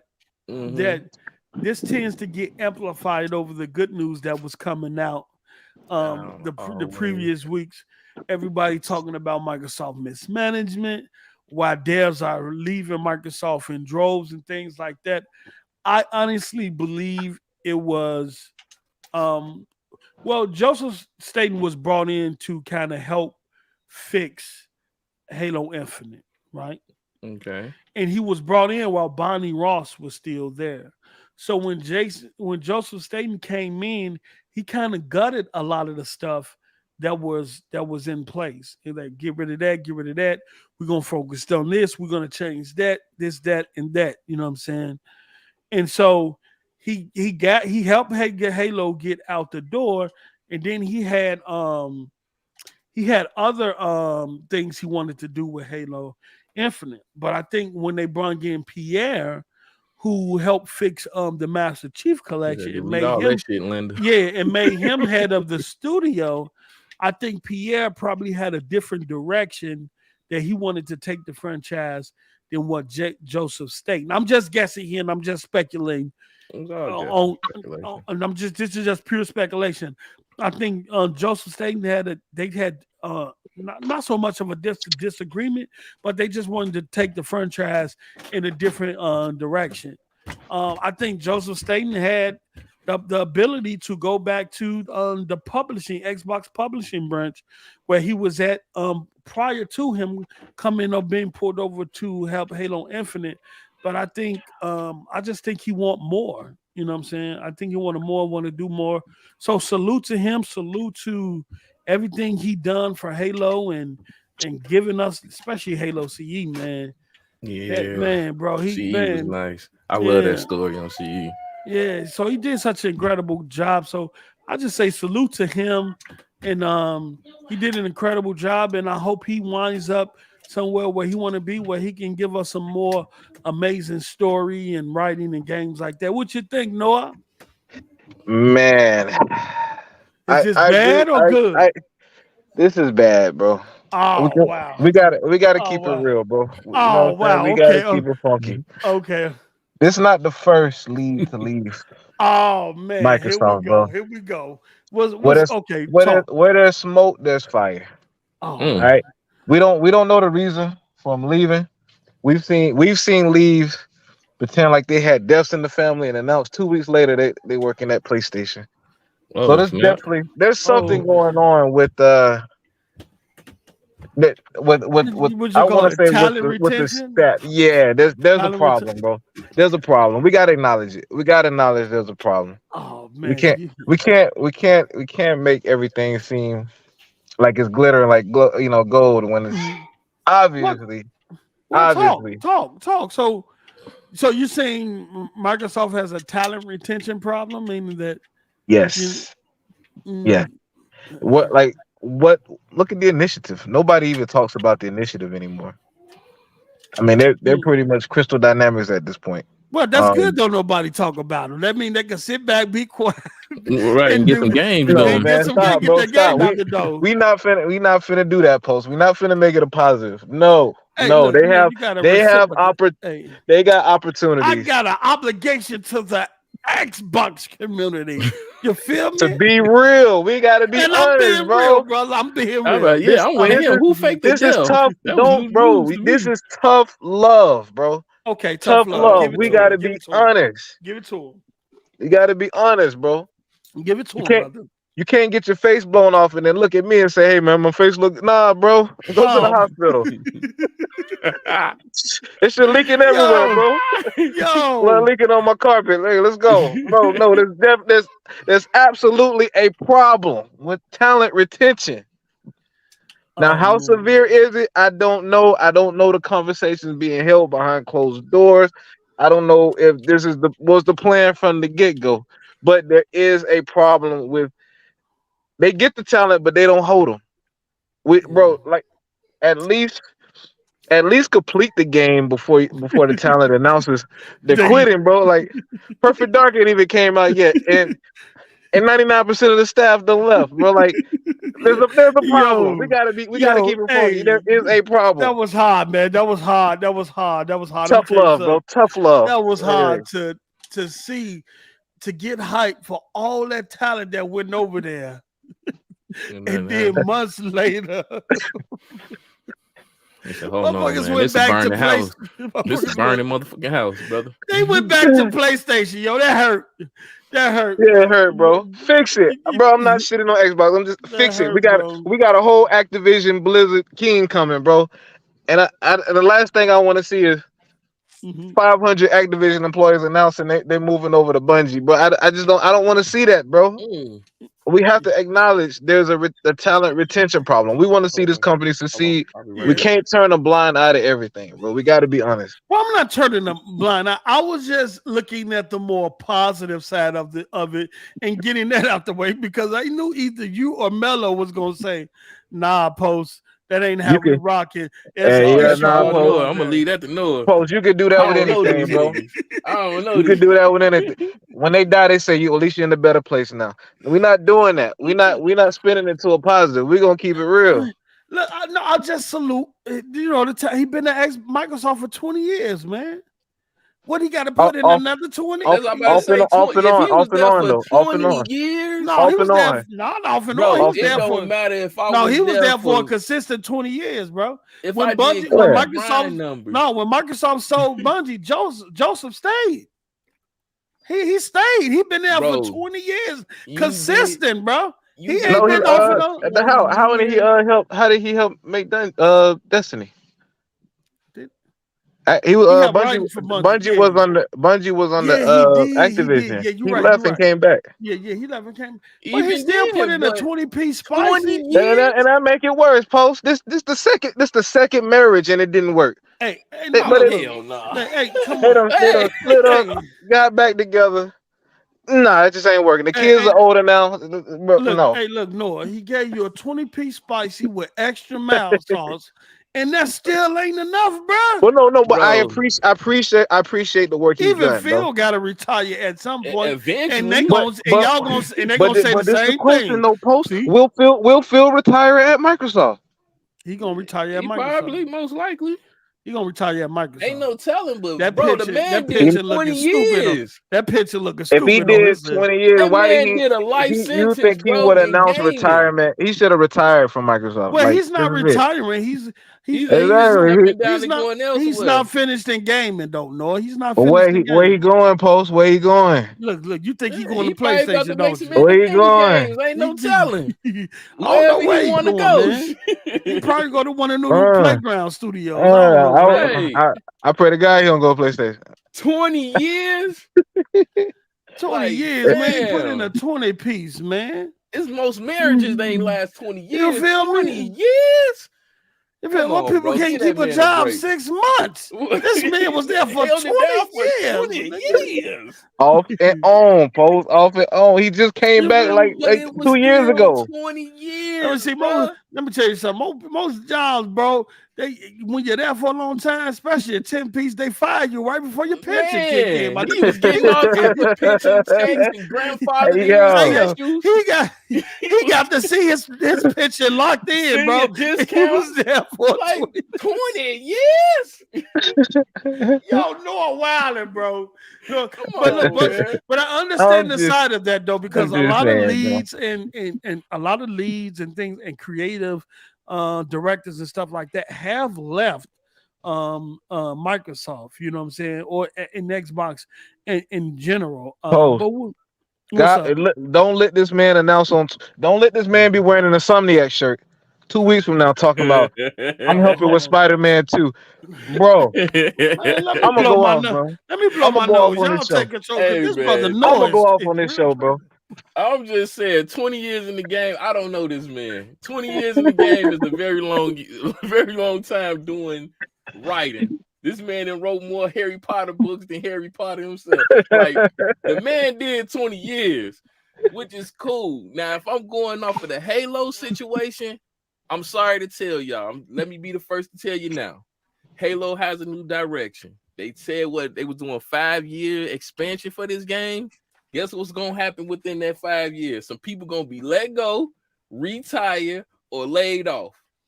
It's gonna happen. It's the way of employment, man. I'm sorry to tell you. So, but the league, they letting go legends. Everybody retire eventually. Joseph Staten was a legend. We were just talking a couple years ago how the man saved Halo, and now we like sayonara. We don't need you anymore. Let me tell you something. Mike had to retire eventually. This brother Noah done brought his PSVR 2 to the discussion, man. Get your ass down. Don't nobody want to hear that PlayStation shit, nigga. Fuck is you talking about? We not here for that. What are we doing here? Funky, bro. It's not a good look. It's not a good look, bro. You feel me? Look, it's not a good look. Man, he said he want him to still be in the basement writing. Like, bro, it's been 20 years. Yeah, shout out to Chill. Chill. I'm gonna start calling you Chill. No, not Chill, not the Chill pad, but Chill. You know, well, fuck it. I just fucked that shit. He said Staten came back to Microsoft in 2015. It's 2023, nigga. We finna go into 2024. Bro. Let me tell you something. The point of the matter is this, man. He put in the work. He been there for over 20 years, man. He had his hand in some of the biggest IPs in terms of Halo and other IPs outside of that. You know what I'm saying? He did his look. We all know jobs can be a revolving door. You come in, it's just a matter of time. At some point, you gonna go out that motherfucker, whether it's through retirement, through fire, or you just want something different for yourself. We don't know why he left, and until we find out, we can only assume and speculate. And I don't want to speculate the worst. You feel me? Right. My bot community didn't come here to hear me talk about. You feel me? a man working a job for 20 years and bringing it to a negative matter. Y'all are nasty. Look, man, he putting in the 20-piece, man. Shout out to him, man. If it was something negative, we probably never know. We probably never know about it or whatever. You know what I'm saying? Yeah, that's exactly. Post, we should be glad it wasn't no scandal behind this man. All these nasty people been doing this stuff. We glad he ain't got no dirt on his name. I just don't like the fact that when it comes to Xbox, when people leave, you know, people make this big thing about it. Boy. Sean Layton left PlayStation, and it was evidently on bad terms, and the whole community made excuses for him. No, I feel you on that post, but it's Steam though. It's Steam when we had the initiative, bro. We hyped the initiative up because they supposed to bring that quadruple A game, and then these developers said, nah, you ain't gonna put that on me. I'm talking about one of the developers. You really sound like I was following. No, hear me out though. Hear my pain though, bro. Wait, there's some pain there, bro. Hear me out. It's some pain. Hear me out, because I follow. Okay. Go ahead, brother. Go ahead. Hear me out. Speak your pain, brother. Speak your pain. I followed the devs on Twitter when they announced their position at the initiative. So it hurt me to see this man say he's leaving because of family matters. I think he said it was a death in the family or something. And not even a week and a half later, he's wearing Insomniac. I'm working on the new Spider-Man. Like, bro. Well, I don't think that was Microsoft's fault. What we heard from that situation, I'm not blaming, but what I'm saying is acknowledge there's a problem. Well, talent, the problem like you with said, that the talent retention. well, the talent that left the initiative told you why they left, low key, anonymously. The guy who's running the initiative. I don't know. What's his name? He used to run the what's the name? Crystal Dynamics, wasn't it? Gallagher, was it Gallagher? Right, David Gallagher, right? Yeah. When they left, when people started leaving in droves, one of them, the developers that left, anonymously said that it was his show and that it was his way or no way. Meaning that feedback and input and ideas that they had for the game wasn't getting unaccepted. One getting heard, one getting accepted. It was what he wanted or nothing else. He was in a dictatorship. Pretty much, they said it was dictatorship, meaning that you're gonna get down or you're gonna lie down. We had cool ideas for the game, great input and all that stuff, but it wasn't being taken into consideration.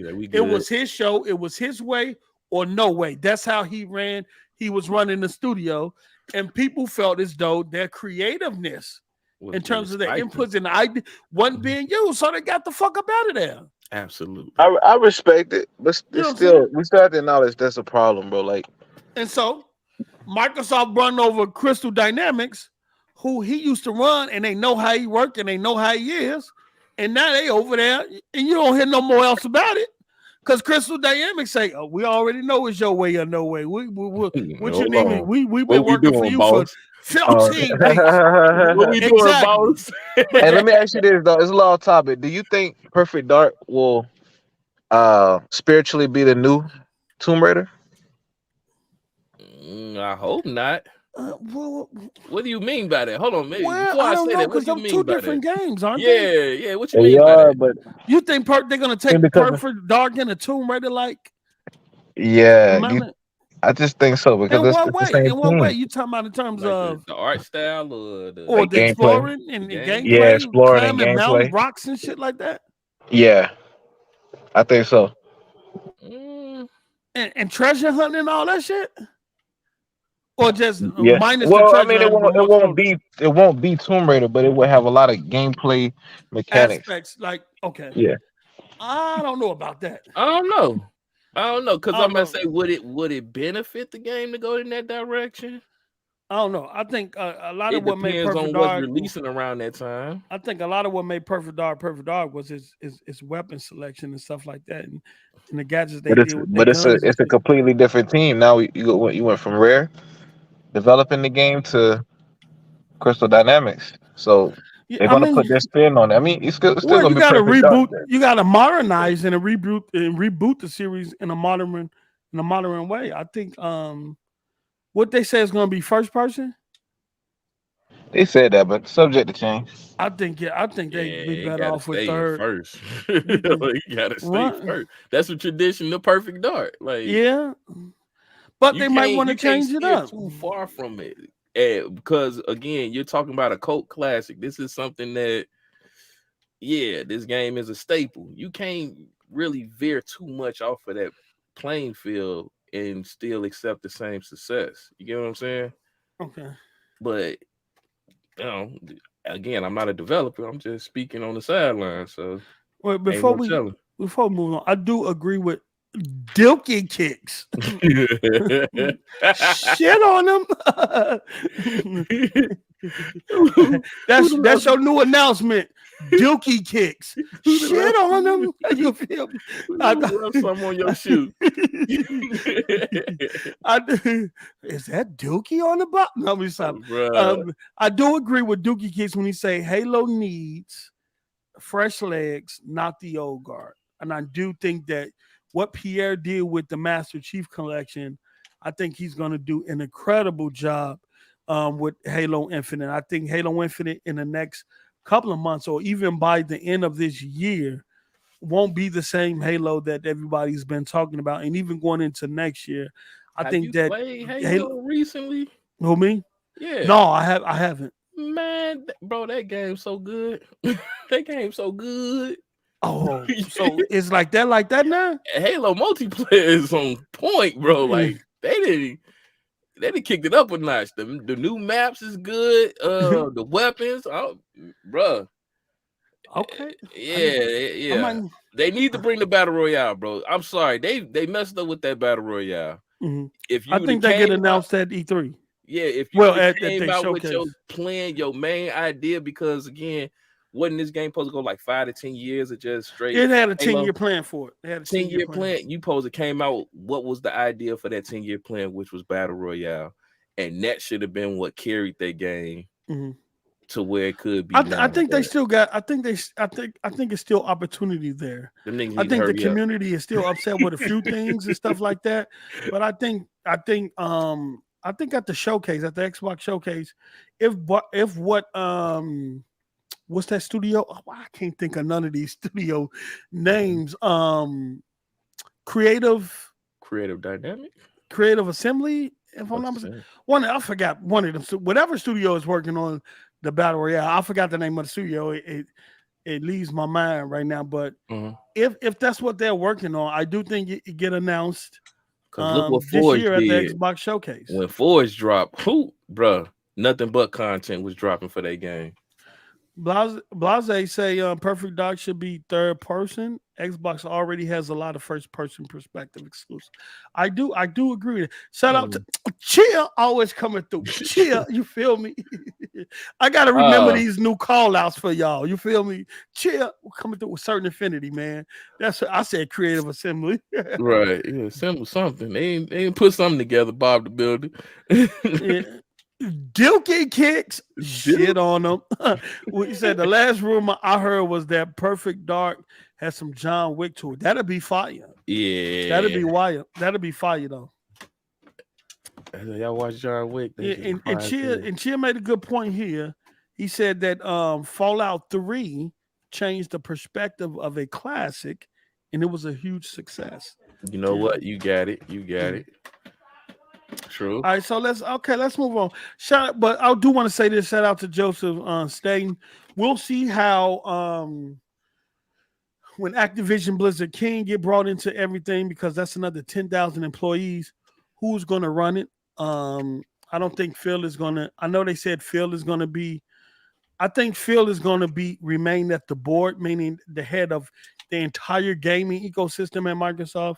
I do think that. And call me on this. I might take an L on this. I do think Sarah Bond will be running Activision. I could see it. I'm calling it now. I see Sarah Bond. I see Phil still sitting at the table with the board members and with the president. You got Matt Booty, who's running the Xbox Game Studios.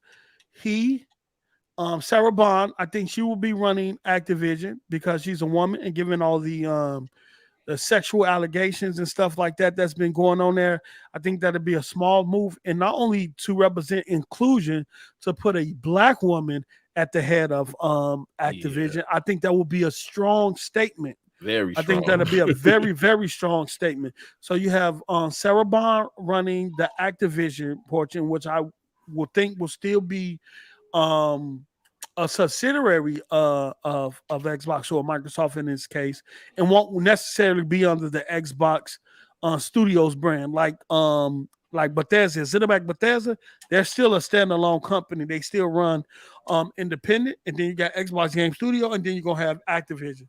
So you got Todd Howard running on that ship over there. You got Matt Booty that's going to be running Xbox Game Studios as they continue to acquire there. And I think you're going to have Sarah Bond running Activision. And I think that's why you see wherever Phil goes, she's at, especially with all this regulatory stuff that's going on. She's been step in step. I see that like that. and then Phil is the person that they answer to. So Right. the Sarah Bonds, the Matt Booties, the Todd Howard, they go to Phil when budgets and all of that to get things approved from a higher perspective if they need that. Other than that, then they're gonna run. They show how they run it. I think that's what's going to happen. Yep, Yeah, Blase, the big three. I'm with that. I think that's what's going to happen. Big three, yeah. I like that. And I think it will be smart in the climate that we in, given all the sexual allegations and the stuff that's going on with the women there and all the issues they've been having. I do think that it'd be a strong move to put a black woman to run that to ensure that the culture in terms of the women that work there that is respected, exactly, Mello, and that you're going to see change. That you're going to see change there. And I think that will start with Sarah Bond. But if Phil turns out to be the CEO, then I just think it'll be a stronger look getting her there. Right? Mm-hmm. So okay. Moving right along. We're gonna moving along. What else we got here? Let me see here. What else? Let's do the state of play, which was announced today. Get that out the way. I know y'all got smoke. Oh man. I know y'all got smoke. I'm gonna let you build. I'm gonna let you drop it first, man. Let's do this here. Let's put this up on screen here. I'm gonna put that right there.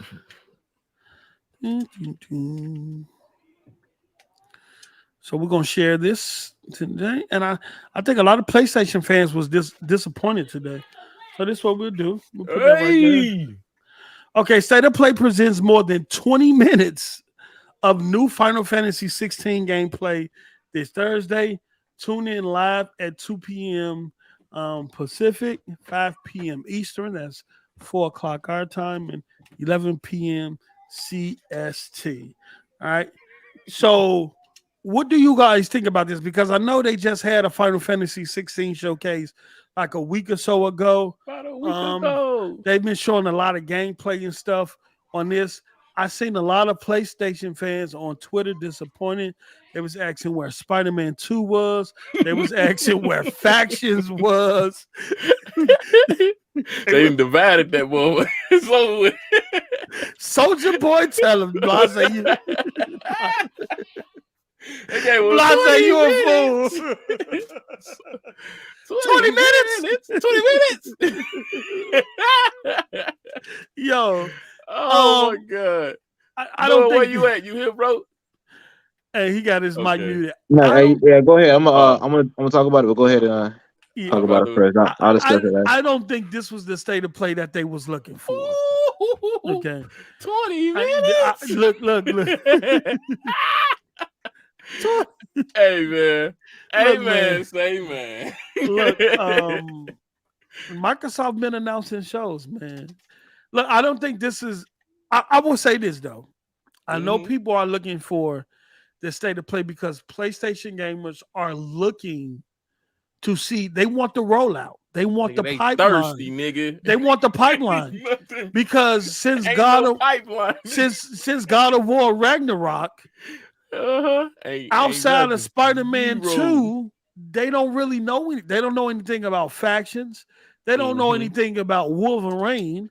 And outside of those two games, they don't know anything about any other first part. They don't even know. They don't even know about the 12 games as a service that Sony's supposed to put out over the next 2 years. So they're in the dark. And you know what? This reminds me. This reminds me of a community that used to be like this, that they used to make fun of. You know, but I think they wanted something bigger. You know, and I think they was, and shout out to them because they was pissed. Some people on Twitter like, we already seen this shit. We already.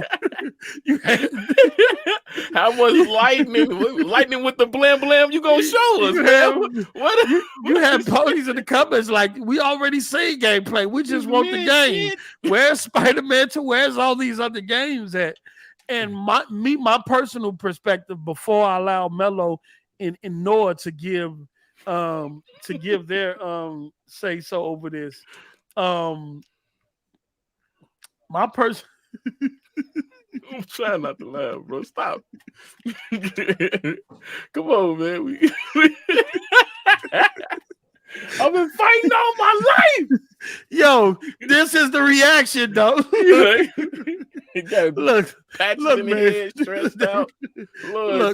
Look. My thing is Sony is so focused on this Activision ABK deal, right? As you know, Sony has never went this long without informing their community. And I think they're doing it because they don't want to prove they didn't want to prove Microsoft white or give them any type of ammo during this whole regulatory process. Right? So everything they've done, look, when Silent Hill, the Silent Hill joint was announced, notice PlayStation didn't announce it. Zero. Konami did. I think that was intentional, right? Because at that time, Microsoft was saying, look, PlayStation got 200 and some third-party exclusives to R50, and they still got these exclusive deals. That's why Microsoft wanted to see the paperwork of the executives, because they wanted to see the executives get bonus by keeping third-party content off of Xbox. That's why they wanted the paperwork. So during this whole ordeal, Microsoft made it known that you want to talk about exclusives and withholding content. So Sony ain't been going hard because they didn't want to say, see, we got video proof, Your Honor, or your regulators. Look at this. These niggas been playing Fugazi. So I think PlayStation is not going to show his hand. What, you got June coming up? So I think you get a big show, but that's around the time that all this regulatory shit get wrapped up. And I think soon after this regulatory shit get wrapped up, they're going to try to hit the ground running to prove or try to sell to not only to their community on why they should stay on PlayStation, but they're going to try to sell you on why you should buy into a product that, you feel me? Because they know Microsoft finna go crazy with that Call of Duty Activision shit. So they're gonna hit the ground running. What y'all think about this? Hey, I have a different take on it, man. Okay, go ahead. Okay. I got a different take. I see PlayStation as a company that knows their fan base. Okay. To the point where it's so sad that they know that they can get away with anything. Oh shit. Okay. The same fan base that gave this company an excuse when they said they're no longer doing E3 and they're gonna have hundreds of shows per year. Hundreds of them. A fan base said we don't need E3, but every month there's a rumor about a huge PlayStation showcase for years. This is what you get. Okay, talk your shit, Noah. You get one game showing per every two. No, one game showing per every 3 months. They're showing you. They just showed. What was it? PAX? PAX. This is the game they showed at PAX. They showed an in-depth gameplay of Final Fantasy 16, and Sony's going to turn around and show you the same thing less than 2 weeks later. Wait, this is the company. This is the company you root for. This is so king. Wait, so you mean to tell me they finished show the same gameplay they showed at PAX East? Yes. Oh, they just had it, bro. Look, pull up PAX. They ain't gonna do that one. Pull up PAX East, bro. Pull up PAX East. Matter of fact, this show was 20 minutes long. Hey, I know. Hold on, we aren't supposed to be doing fanboyism mess over here, bro. Come on, we on man. that. We on that, bro. No. We gotta keep it. I was honest about how I felt about John Staten leaving, Staten or whatever. Now I'm being honest about how PlayStation is screwing over that. Oh, he's right. Hold on, because this fan base. Hold on, they didn't went in the refrigerator and recook the same meal again. I know. Wait, we finna. Hold on. Let me do this. Wait. Hold on. Let me do this. Because this demo, PAX East demo, is 26 minutes. He said they didn't microwave the same goddamn. Look, this PAX East demo is 26 minutes and 43 seconds. So are we going to get this Hold on. Did he? Okay, let me add them. So are we going to get? Did you leave out Noah? Man, look, StreamYards on the cell here. phone is the worst, bro. Like, okay. So all I'm saying is that if they showed they did a 26-minute demo of Final Fantasy. This PAX East demo.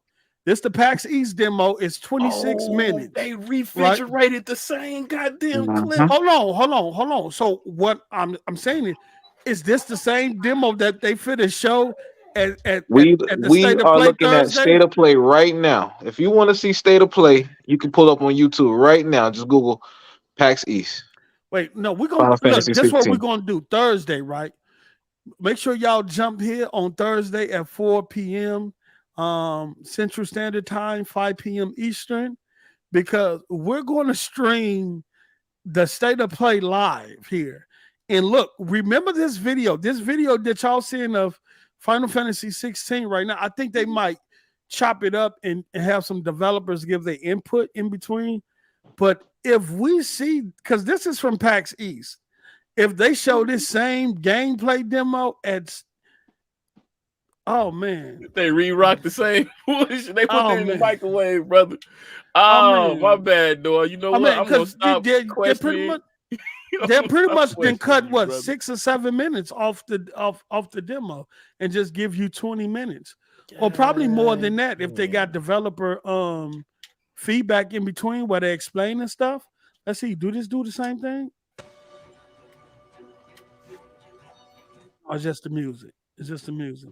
Cause I saw the show. Well, I ain't see that part. Well, I didn't know. I didn't even watch the trailer either. So, damn. Yeah, man, this is definitely finna confirm my argument, nigga. We'll see. We'll see if Noah. We'll Thursday at 4 o'clock Central, 5 o'clock Eastern. We gonna see if Noah's right. The almighty SSD. If they don't, they got Africa in the game, but no. They got Africa in the game, but no blacks. That's crazy. Wait. I thought they was doing what's that, medieval? Yeah, go back like a minute. Then they're like the Sahara to you. Yeah. The part where he was walking through the Western, it looked like a Sahara Desert type marketplace. Yeah. I know you trying to go there, but we. I'm just saying, bro. They done microwave the same hits. I'm just speaking freely, bro. Hey, look. This is nasty work, bro. This is your king. Jesus. Look, if they come on and we start seeing this footage Thursday, bro, I am bro. Why is this game so empty? It's about to be a field day. It's Final Fantasy. Yeah, Black Monday. Bro. Square Enix might as well be a PlayStation studio because they've made. I thought you was gonna show the footage of Buddy on the stage playing the game with one hand, and he was just hitting the button with the accessibility features on. I was like, oh. I see a lot of bullet sponging. We call them. I see a lot of bullet sponging too, bro. Yeah. Hey, these enemies' health meters ain't moving nowhere. We'll see, man. For those that's into the Final Fantasies, I guess it'll be good for them. But the consensus on Twitter is that look, where's the first party games? We already done seen enough of this shit. This is my last week or a couple of weeks ago. Where's the first party games? This is my thing with them right now, and I'm just gonna be frank. Hold on, we passed the 2. They ain't got shit over there. Ain't that the same monster? Ain't that the same monster? Yeah, that's what drew my attention the first time you said it. And I said, hold on. They did show that little monster face the first time. Look like something off of Diablo. But they ain't got shit over there. I'm just gonna be honest with you. Okay, so this is where the demo starts. This is not a video. They probably not gonna show that part because that's it. you know the State of Play. They like to show controlled gameplay. So they're not gonna show this part instead of. I think one I saw. So that was a subliminal shot too. You know, that's just disrespectful. What do you say? This is not a video. This is not a video. He started shaking the character around.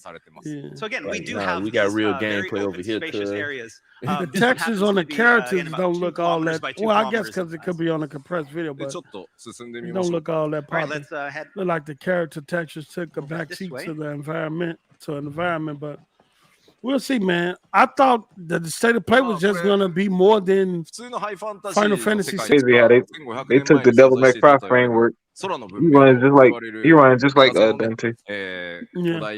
And the fighting, the combat, and all that stuff too, as well. Again, we mentioned before that the game is high fantasy, but everywhere in the world you're going to see these types. This the clip I seen because that's the one when Buddy had the controller in one hand and he was just fighting with one hand. He didn't touch the other controller, nothing dodged, nothing. He was just hitting the same button.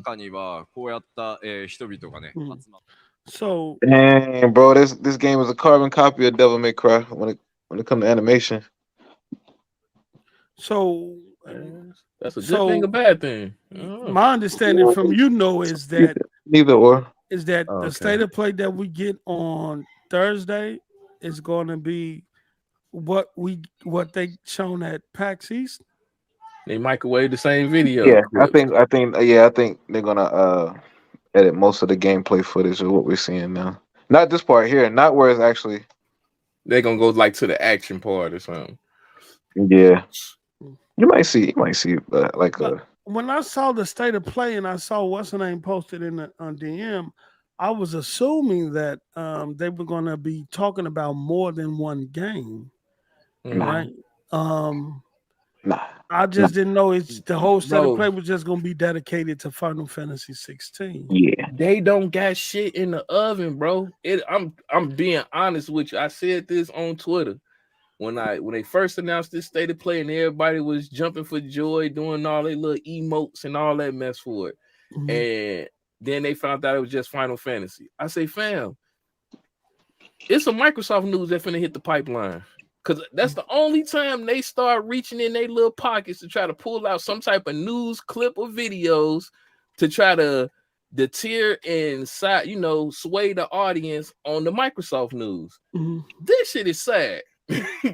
I'm sorry if what Noah saying is true and they about to re-rock and microwave the same goddamn video footage. Okay, so this re-announce it. Well, so no, we know that what's this? This is 2023, right? Mm-hmm. We had in 2022 last year. Games that were supposed to drop in 2021 released in 2022. So we know Horizon Forbidden West had got pushed back. It released in 2022. GT7 released in 2022. God of War Ragnarok released in 2022. So those are the three first-party games, right? Then we know about Spider-Man 2, which is supposed to come out at the end of this year. Mm-hmm. We don't know what Factions is, what it's going to be, how it looks, or when it's going to get announced. It probably get announced. Do they announce it at this year State of Play around E3 time?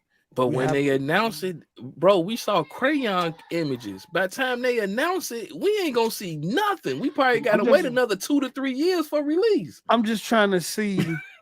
I'm trying to see first because we know that studios are working on unannounced stuff, but I'm trying to see what's left. You didn't already put your GT7s, your Horizons, your God of War Ragnaroks, your Death Stranded, all that stuff. Returnal, DLC, Returnal, all of that. You didn't pretty much kind of put a lot of your first party stuff out there. Now we know Spider-Man 2, and we know about Factions and Wolverine, but we know Wolverine could probably be a 24 or 25, but it might be a 25 title. Mm-hmm. At least I want to say 24. I give him a little bit. It's gonna be a while before, if ever, you see another God of War. We know Sony Santa Monica is working on something, but we don't know how far along they are in that. We don't know how far along they is with Factions. We don't know how far along they are with Wolverine. We know the only thing we know is Spider-Man 2 at Spider-Man. this point. That's it. And then when you look across the corner on the other side of the fence, you got a company that's dropping the game every month, regardless if it's third party, indie, first, AAA, double A. You got a game every and month. not only that though, if you're trying to drop 12 games as a service over the next 2 years, is that majority of what your first party studios is working on right now outside of Spider-Man 2? Are all of your first party studios working on games as a service right now? Because we know you're not fit to use lead 12 games as a service up to third party or second party. That's a good point though, bro. They got the factions. They got remember that Horizon that leaked? The Horizon multiplayer game, yeah. That's probably what Guerrilla is probably working on right now. Is Sony Santa Monica working on the games as a service? If you're trying to put 12 games as a service out over the next 2 years, then your first party studios have to be. I don't know, man. This is wild, but I can see Other Zinc. I'm with you on that one. Listen to it. I hear you strongly, Other Zinc. One's I think so. Sony gets a pass for not releasing content for The Last of Us and Factions 3 or 4 years later. Why didn't 343 industry get the same pass? Facts.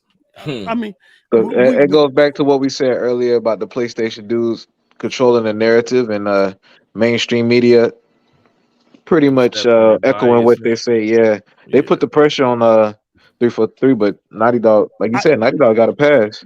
I think Faction. Other Zinc, I think Faction is going to be a games as a service. Yeah. I think I think that's probably why we ain't seen it yet. I think when Bungie came in, Bungie kind of redirect everything, do some resources in there to help them get it. I don't know, but if you and see, this is the question I gotta ask: how can you sit up here and clown Xbox when, despite them being upfront and often saying things that we probably don't like at times, the fact of the matter is that they've been upfront with what they was going to do, and they've been upfront with their pipeline. We can name games from now all the way into 2026. Man, with ease. Even if a game get canceled or delayed, guess what? You got 2 indies coming right behind it. That's fire. You can't say the same thing for the people across the street, bro. They selling y'all hot dog water and telling y'all this is filet mignon. Like, this is crazy. And so now I can understand. What is it?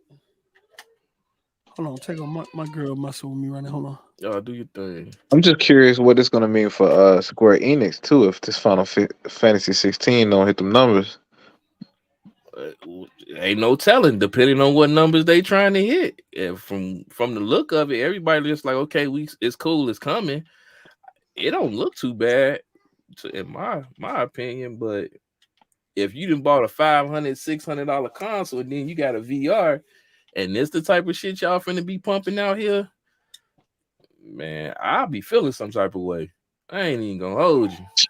Yeah, but they took that Sony money, got that exclusive. Is they gonna pay out, man? You already a struggling company. You limit yourself to only PS5 users. I don't think this game is gonna run on PlayStation 4, right? No, it shouldn't. So at now this you got point, no, we shouldn't even be talking about current gen, last gen game.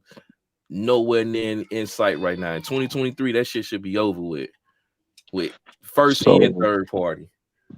So there's a player base of around 30 million PS5. Well, that's PS5 ship, but let's just say let's give it some 30 million. So let's say 10% of that base purchases this game. That's only 3 million sales. I don't know, man. I don't know what Square. Baby. I don't know if Square expects how many they expect to sell or what. I don't know. Sales on the PS5. Yeah. I don't know. And then after this whole debacle with this daggone deal going around, and Jim Ryan telling all of them games don't equal up to Call of Duty. Like, fam, they may be feeling some type of way over there, man. You got to clean up house. You can disrespect so many companies over there, telling we ain't got quality games. Like, fam, I don't know, man. Maybe I'm tweaking. I ain't trying to be a fanboy, but this shit ain't looking too hot. Man, look, I don't care, man. Let me tell you something. Let me tell you something. I don't care, brother. Oh. Be a fanboy. They hop on Twitter and call me all types of names. Call me all types of field. Tell me all the things I done done in the field and what field. And I don't care, nigga. Talk your shit. Oh, well, fuck them niggas. These motherfuckers sit up here all day, disrespect us, all type of name over video games, brother. I don't care, bro. They frustrated over there. They mad because Sony is spending more time trying to block this merger than giving them a pipeline over the next year or two. Damn. Yeah. Proof in the pudding at this point. And they sitting up here. They're sitting up here, and that's why they talk about Xbox all the time. You feel me? That's why they talk about Xbox all the time. I looked at where is that? Yeah. Let me see. I looked at Porter Rock show. It's lined up. Yeah. It's lined up, right? Of the conversations that they're gonna have. And you know what the discussion is? Oh, Xbox this and Xbox that, and why Xbox ain't got this, and they need a superhero game for that. And what they talking about? You say Jim Ryan, PlayStation will never recover, which is Activision related, Activision Microsoft related. Joseph Staten leaves Xbox. Redfall looks bad. All three of them topics are pretty much Xbox related. Conversation. Post. Let's be real, right? All three of those. 30 million PS5s. Post. 30 million PS5s. Let's say Final Fantasy 16 sells 10%. That's 3 million copies sold. Is that enough for Square Enix? At this point, it shouldn't be. For this big budget game. Yo, Post. I would say no. Oh, you said no? Hold on. I would say no. 30 million PS5s out in the wild, right? Well, that's 30 million shit, but we'll run with 30 million, right? So let's say this game has a 10% attach rate. 3 million. 3 million copies of Final Fantasy 16 sold. Is that enough for Square Enix? No, that's not enough. In this day and age, 2 or 3 million used to be the number back in the 90s. When your games hit sold 1 million, or especially when it hit 2 million copies or over, that was an achievement back then. That's no longer an achievement. Yeah, you got games have to sell 10 and above. Yeah, in order to be successful. They have to. Yeah, you seen what they did with Days Gone? They just canceled that joke entirely, and it sold well, didn't it? It sold in the double digits, and they was like, "Yeah, they gotta go." Right? They said, "Oh, gotta go." Had too many. They said they had too many zombie games. They was making too much of the same shit. I can't see 3 million people. Don't let the ponies will tell you different. You know what I'm saying? Yeah. You try to tell the ponies that now you don't know something about. We got better games than Microsoft, this and that. But when the Sony execs come out and say, "Look, we got too many zombie games, post-apocalyptic. It's too many other same. Too many. Just think about it. You had The Last of Us. You had Days Gone. Who had zombies. The Last of Us pretty much fucking zombies in their own way. Then what else they had? They and I guess they said the games were class, and they chose The Last of Us. Third-party games that come in as zombie related. Yeah, all that, yo. You know what I'm saying? Like, where's the originality at some point? Yeah, but this all I'm saying. Shout out to Dookie kicks. Shit on him. You feel me? After Half Five Rush dropped, Porter Rock said the game looked so bad he wouldn't even talk about Xbox ever again. A few weeks later, they all talk about that's Xbox. All they ever talk about, bro. Even on Twitter. Nothing over there, bro. Even on Twitter, bro. But this what I'm saying. Start giving them nasty PSVR 2 done came and gone, bro. Know what's finna happen. Bro, PSVR, they got a whole new platform to release on the platform and nobody talking about it. PSVR 2 done came and gone. Oh, that's the part where he's using the one controller, Mello. Yeah, you see him got his hand in the air like, accessibility. That man said he went dumb with that button. Look. That's crazy. So I can literally just turn this ability on and just block the game. What is the point of playing the game, bro? But y'all I mean, that's like killing games. Wait, hold on. We're not going to disrespect. Go crazy. We're not going to disrespect the disabled people, Bello. Bro, get them their own separate game. Look, hold on. Wait, hold on. They need to give an ID or something. No. Hey, I got to turn this on. No, Bello, don't do that. No, we're not going to do that, bro. No, we're not. We respect. Hold on. Look, we respect the disabled, right? Man. The people who have physical limitations to where they need specific controllers to enjoy gaming. We respect those. We love the fact that game developers are offering those features so they can enjoy the same games that we play.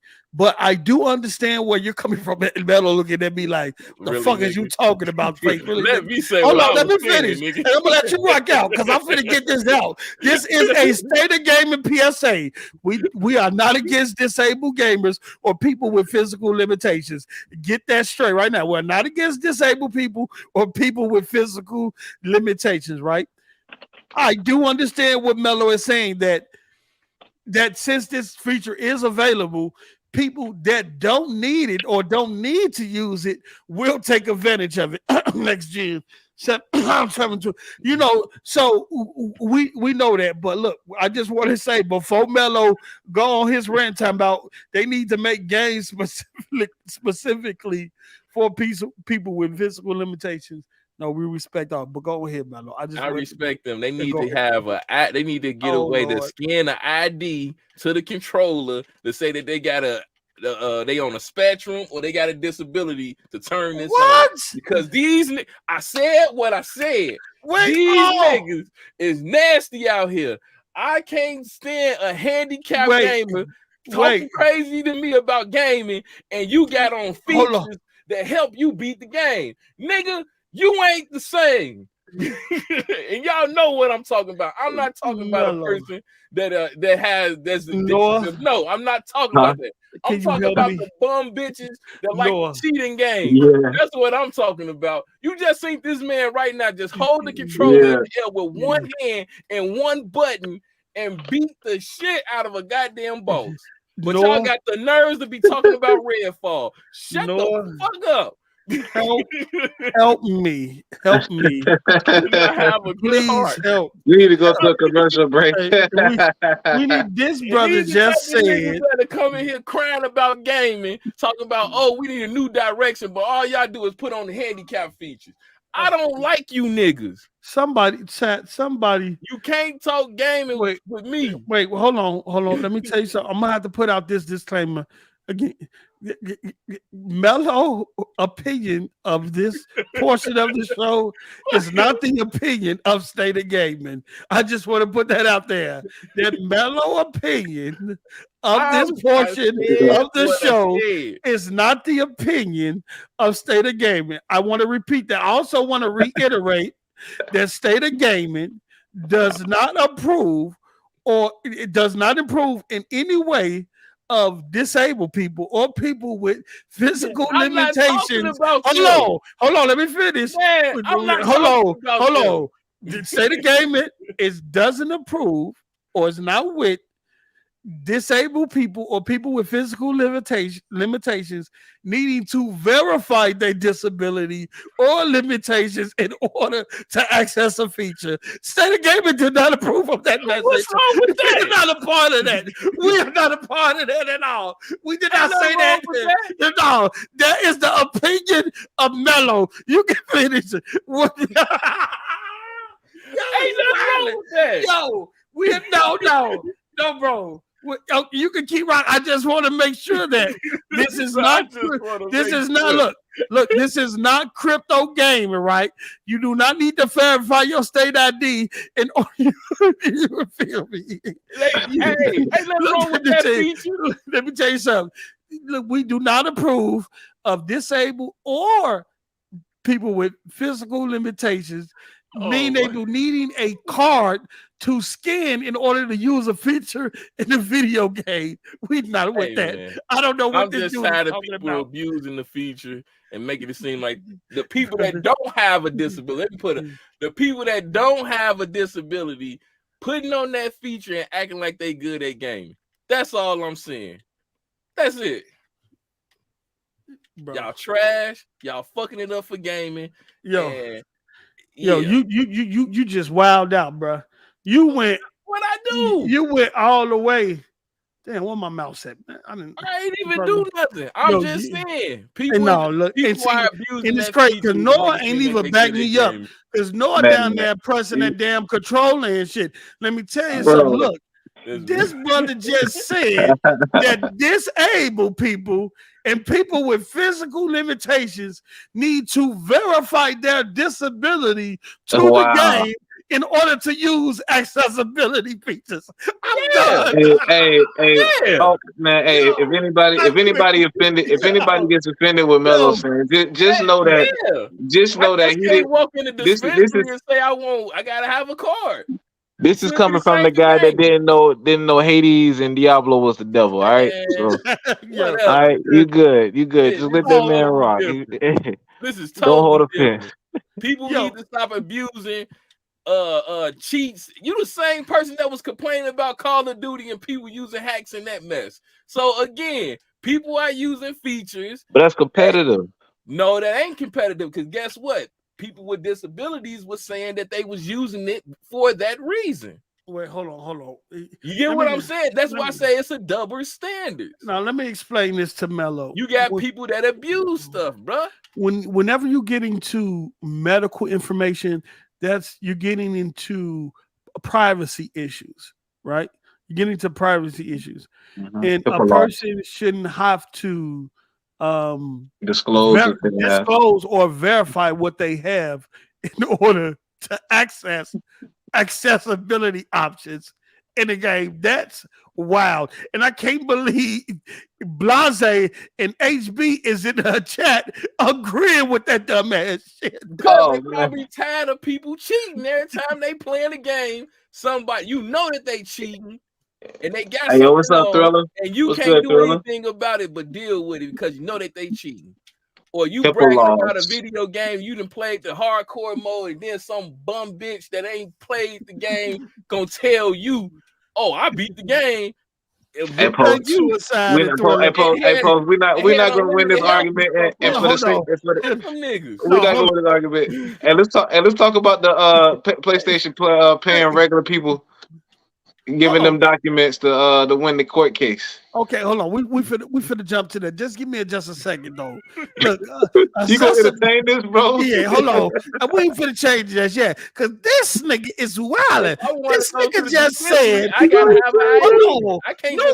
The brother just said, verify your disability in order to access this. I hear what he's saying, Coach. I hear what he's saying. This dude is wilding, bro. And I'm trying not to get us demonetized. So yeah, Sony out here. Hold on, Noah. How they cheating? You can't. What, you can use accessibility features in multiplayer games? Yes, they was using They was using. Hold on. I can tell you because I just started reading up on that mess. They was using the Chrono Max and saying, and there was a cheat system. It was a little bot that was doing the script, and it was cheating on Call of Duty. Oh yeah, they can't do that. They can't do that. Flip out about this little damn They can't. device. Yeah, but that's different. Accessibility feature. It's a device that allows. It's a modded device to mod in Call of Duty to get kills and it's more shit. Hey, other Zinc, look, their argument. Hold on, Paul. Hold on. Fuck him right now. What up, other Zinc? Fuck you right now. What he said was what they was doing with their argument to the people that was using it. They were saying, "Yo, I have a disability, which is why I am using this device." So now they are trying to come up with a way in the middle ground to allow it to be in gaming, but not be detrimental to the competitive mode of Call of Duty. That's what's going on, even with 2K. Oh yeah, they be cheating in 2K, bro. You think people ain't greening like that? They hacking, but they have a strong case to say, yo, we have a disability, so that's why we have it turned on and we want to enjoy the product. Nah. There's adaptive controllers. There's all bro. But now they got an argument to say you're discriminating against my disability. You get what I'm saying? Regardless if it's cheating, we viewing it as you're cheating, but they're viewing it as help. It's helping us with our purchase. What could it be people that's lying about their disability? They could be, but as a company, you still got to take that into consideration. That's a hard line to strap.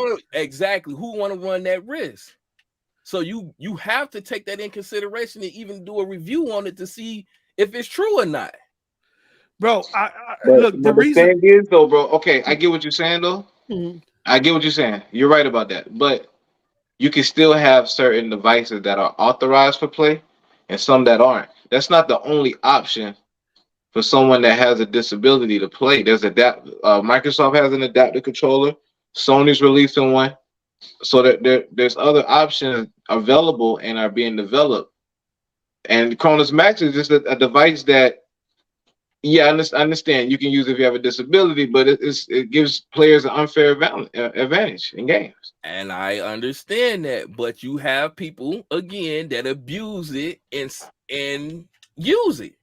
So I don't think I'm wrong with saying, hey, we need a verification for you to use this shit, bro. It ain't got to be publicized. Like Paul said, advertised with a commercial. You can't make people disclose because they're protected by law. You can't make people disclose. Look, let me tell you something. Shout out to like I said, Thriller and Suicide King, who put the HIPAA violations in there.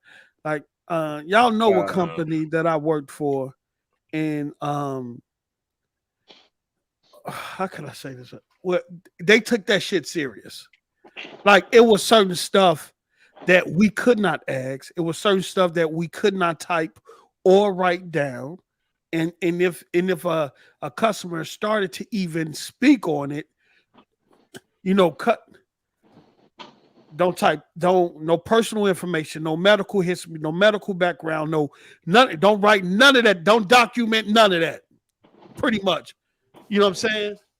When it came to those particular calls. And like this some get you fired shit. It was that serious. That was that serious about those particular calls dealing with that shit. So I know how serious that shit is, man. That makes sense because you're dealing with cell phones, but nigga, we talking about video games and a device. But you're still talking about. That's what I'm saying. We need to talk about another topic, bro. This is disclosed information. I'm not saying publicly say, yo, I got a disability. Nigga, if you go for a job and try to go get hired and you got one arm, no disrespect, I might want to know that. I don't want to have you. But you can get in trouble though, Mello. I'm gonna find out regardless if I put you on the assembly line and you got one arm. But the thing is, you have to have a legitimate reason why this person can't do the task without. If they legitimately can't do the task without one arm, that's one thing. But you can't. So I'm gonna put it like this: I'm not trying to offend anybody with a disability. My bad if it comes off that way. I'm just thinking of solutions to help you cheating ass bastards. This ain't the place for the argument, though, bro. Let's move on, man. I ain't trying to get HIPAA violations on state of gaming. I do think this is a legitimate conversation that could be discussed. And I might take this to Twitter in a more serious tone, but the way you came off and said it, you niggas need to stop cheating. That's what's funny. And the reason why I say it's an issue because Xbox Live collects data. So when you tell a game something, when it asks you something, so if you put a feature in there, saying are you disabled or not, or asking what your disability is, that's medical data that Microsoft is now collecting and they're now accountable for. So that's an extreme. But it's anonymous though. For one, it's anonymous. No, it's not. And two is optional. It is. When they ask you for data like that, it won't be anonymous because it'll still be tied to your profile or whatever. Xbox game. No. You know what I'm saying? When they're collecting data, they're collecting they're not getting your name and your social and tying it to you directly. It might be tied to your Gamepass, but it's still like anonymous. This is the amount of people. They're not saying this specific person. But man, we need to move on, bro. This is like move on. We gonna move on. Yeah, let me stop sharing this mother. Every show, Mello then sidetracked us. What? And shit like that. This shit's crazy. I'm just, hey man, I'm speaking what everybody don't want to say. You motherfuckers cheap. But not here, bro. Not here. Not where there's a revenue stream. Say it somewhere else. You niggas that cheating is fucking up gaming. That's what I'm saying. I'm not talking about on some discriminating against somebody with issues. I'm nowhere near saying it. I'm just saying. Well, so to recap, we're just saying that people are using some of these devices to cheat. All right, but not discriminate any type of way of anyone that may be gaming or doing anything with a disability. We want everybody to be able to have the same experience gaming, even if that means I ain't say ban the motherfuckers. I just said, yo, okay. In other news, So, Post, what do you think about Sony? Let me break the ice with this super chat here, because this brother, bro, y'all bugging, man. You see this QR code here? Scan this QR. Let me. I am Mike with the $5. Mello tripping. Post already got a checkered pass with the seeing disability community. You know what? Iron Mike. Why y'all always bringing that shit up? Nope, I'm not talking about that. I don't know what Iron Mike is talking about. We fit to move. We fit to move along. Move along. All right. So it is my understanding that 10 gamers have banded together to sue to block the Microsoft Activision merger under the Claim Act in a suit dubbed the Gamers Lawsuit. Sony has fulfilled 2 separate document requests to plaintiffs in the case.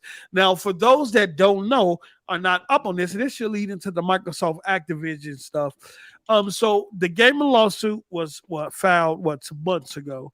I think last year going into this, but just some months back, right? And the initial lawsuit was for a federal court in California, and they was trying to file to get an injunction, a temporary injunction to block the Microsoft merger. All right, they wanted the federal court to file an injunction to block the merger. The court, however, dismissed the case, saying, "Look, you don't have enough information on why this injunction should be filed." Okay. All right.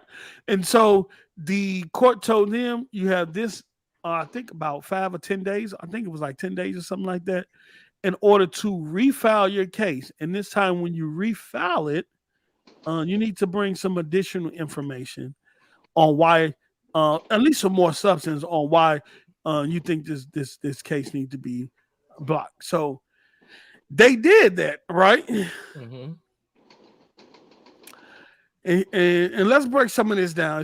It's worth noting that plaintiff counsel has subpoenaed multiple companies, including Activision, Blizzard, Nintendo, Nvidia, and Sony. They did that the first time, and Microsoft, right? They wanted all types of documentations from these companies. These subpoenas included documents requests to aid in the discovery period, as well as deposition testimony from Nintendo's Doug Bowser. I don't believe it's necessarily suspect that Sony complied with the document request. but the timing does seem interesting. Yes, it does. Sony is staunchly opposed to the Microsoft Activision merger, and this is another opportunity to potentially affect or at the very least get in the way. In a new court filing, Microsoft said it is surprised that plaintiffs received documents, productions from Sony weeks ago. Okay. Sony has agreed to deliver these same documents to Microsoft. Okay, and I think let me see here. This is some so this is some of what they saying.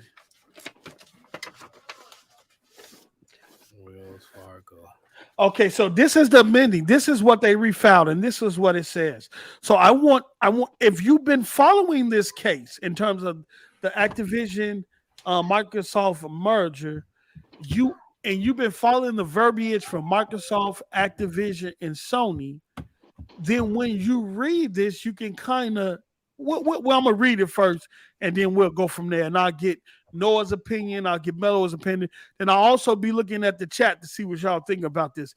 It says Xbox Series X, S, and PS5 therefore constitute a relevant market for high-end performance consoles.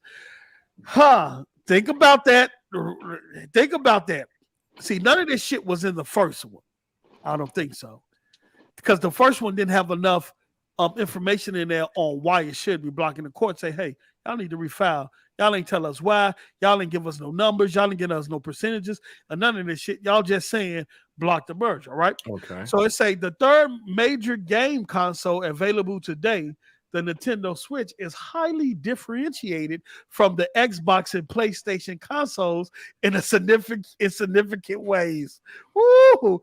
Already, I know where this is coming from, which means that it is not reasonably interchangeable with the high-performance consoles produced by Microsoft and Sony. Nintendo consoles, generally including the Nintendo Switch, are therefore not part of the high-performance consoles market. Listen to that. Wait, just look. I hear it already.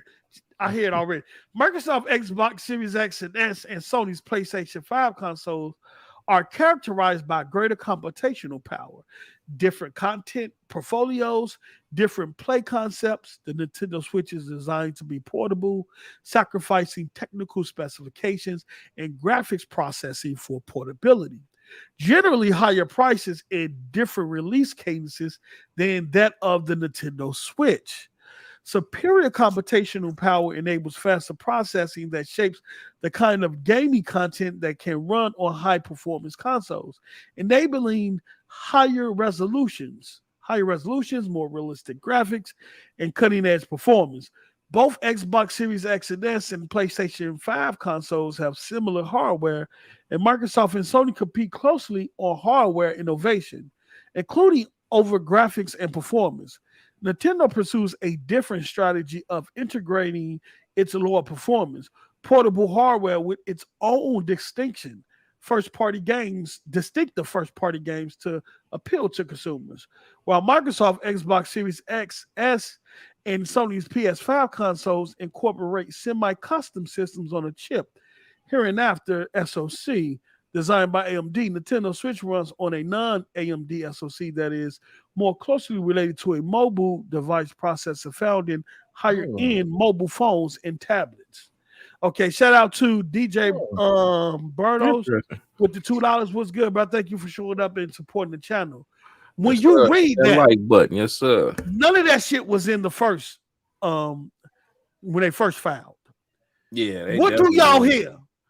I hear some backpedaling, to be honest, and I see the separation that they're trying to divide between the console and Nintendo at that point too. Now, you know who? Okay, keep going. No, go ahead. Okay, hold on. I need to find that spot. Where that spot is? No, keep going. Oh, because like they said, well, some people did make an argument saying that Nintendo Switch was mobile and not a home console. So is this Microsoft's argument towards the CMA? No. I mean, this is Nintendo stance, correct? No. This is Sony. That's Sony? That's Sony stands. And it looked like Sony, they're either copying Sony word for word or Sony wrote that for them. Sony wrote what for who? For that amendment. That amendment I just had on screen. Give me just a second. Oh, it's off screen. Hold on. Let me bring up this. That's all Sony verbiage. The high-end console market, the high-performance console market. You gotta understand the FTC got that from Sony. The separating Nintendo from Microsoft and Sony and say Nintendo should be, the FTC and the regulators got that from Sony. So now the judge say, look, y'all don't have enough substance here. Y'all don't have enough information here to say why this should be blocked. You need to come back and refile. They come back with this amendment, and now all of a sudden they have the same language and verbiage that Sony was given to the FTC. And Sony is willingly and complying with giving them documentations about this ain't a coincidence. I know what Noah talking about. I know what Noah talking about. So they out here running a script. That's what you're saying. Look at this part. I think this is the part I was talking about. This let me bring this up on screen. And now I know this is illegal. So if they find out that if Sony had any involvement, I'm just saying if they find out that Sony have any involvement in this, it's gonna be something, because you gotta read that whole part, that first part, the high-end performance market, and Sony and Microsoft being in a different class, and that's the whole Sony case. That's what the FTC ran on. That's what the CMA was running on in the first phase, right? Here go what the CMA was running on in the second phase, and what the FTC also agreed to in the console market that the CMA then ruled out. Listen to this. Second, the acquisition will substantially lessen competition in 4 key video game platform markets, because Microsoft's strategy of making its own video game content exclusive to Microsoft's own platform and thereby foreclosing video games for rival platforms is well documented and consistent with their past behavior. Based on the evidence uncovered to date, there is no question that Microsoft will seek to make Activision Blizzard's gaming content exclusive or partially exclusive to Microsoft's own platforms and foreclose Activision Blizzard's gaming content for rival video game platforms, i.e. Sony, since Nintendo is no longer considered in the high-performance market. See what they low-key doing? Got you. They're trying to sell the same argument that died with the EU and with the CMA. They're using these 10 gamers lawsuits to sell it to the federal court in California. To resell it. Now, why? Re-rock it. They re-rock it. Watch this. Now, watch this. They gonna say this. This vertical, and see, listen, none of this was really in their first filing, right? So all of a sudden you come around where you have to refile and you're sounding word for word like Sony, and Sony sending you documents and shit. If I was Microsoft, I would want to ask to see those documents too, because you might have sent them a document of what to say. You feel me? They didn't copy and paste some shit. You feel me? Now listen, it say this vertical foreclosure theory of harm has more than a reasonable probability of lessening competition in the platform market because, one, AAA games are crucial inputs to gaming platforms. 2, Microsoft has previously demonstrated an admitted to pursuing this foreclosure strategy. 3, Activision Blizzard gaming content is particularly important to rival platform producers. You can substitute all rival platforms with Sony, right? And Call of Duty is especially important. And 4, Microsoft proposed 10-year deals with other platform manufacturers are insufficient to prevent Microsoft will pursue its foreclosure strategy. Who came out and told Microsoft that their agreement was insufficient? Sony. Huh? Sony, yeah. So follow. Huh? I'm thinking here because what are we doing here? What are we doing why would you come back with the same argument in case that fell at deaf ears when you first presented it? It doesn't. And see this everything they say here, they say it to the European Commission and they said it to the CMA. And guess what? They ain't going. They didn't go. They ain't going for it because the facts didn't constitute what they were saying. So now the European Commission say, look, we're not worried about the hardware market. Microsoft, we know how much money you will lose if you remove Call of Duty from PlayStation. That's on you. We're not here to run your business or tell you how to run your business. If you want to take Call of Duty off a PlayStation, if you want to have a better version in terms of perks and all of that stuff, or however you want to do it, they cool. You good. You can do it. You just got to be willing. You got to deal with the consequences behind it, because our job as regulators is not to tell you how to run your business. Our job as regulators is just to make sure it's fair competition. So the regulators came to a conclusion. The CMA as well said, look, there's no substantial lessening of competition, full or partial, in the console market. Meaning if Microsoft, in terms of hardware, they could do whatever they want with Call of Duty now. They could make it exclusive. They could do exclusive content. They could do all of that. Yes. So they just took the gloves off. So at this point, it ain't even about no 5. We're going to help you out and give you a 5-year deal. No, they don't have to do that no more. That shit dead in the water.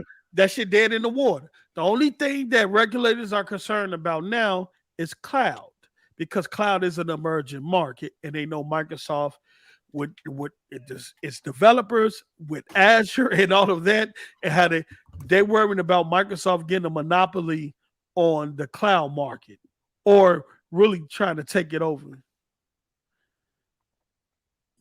Post up, Microsoft is lying to Rico. Please tell me how Microsoft is lying.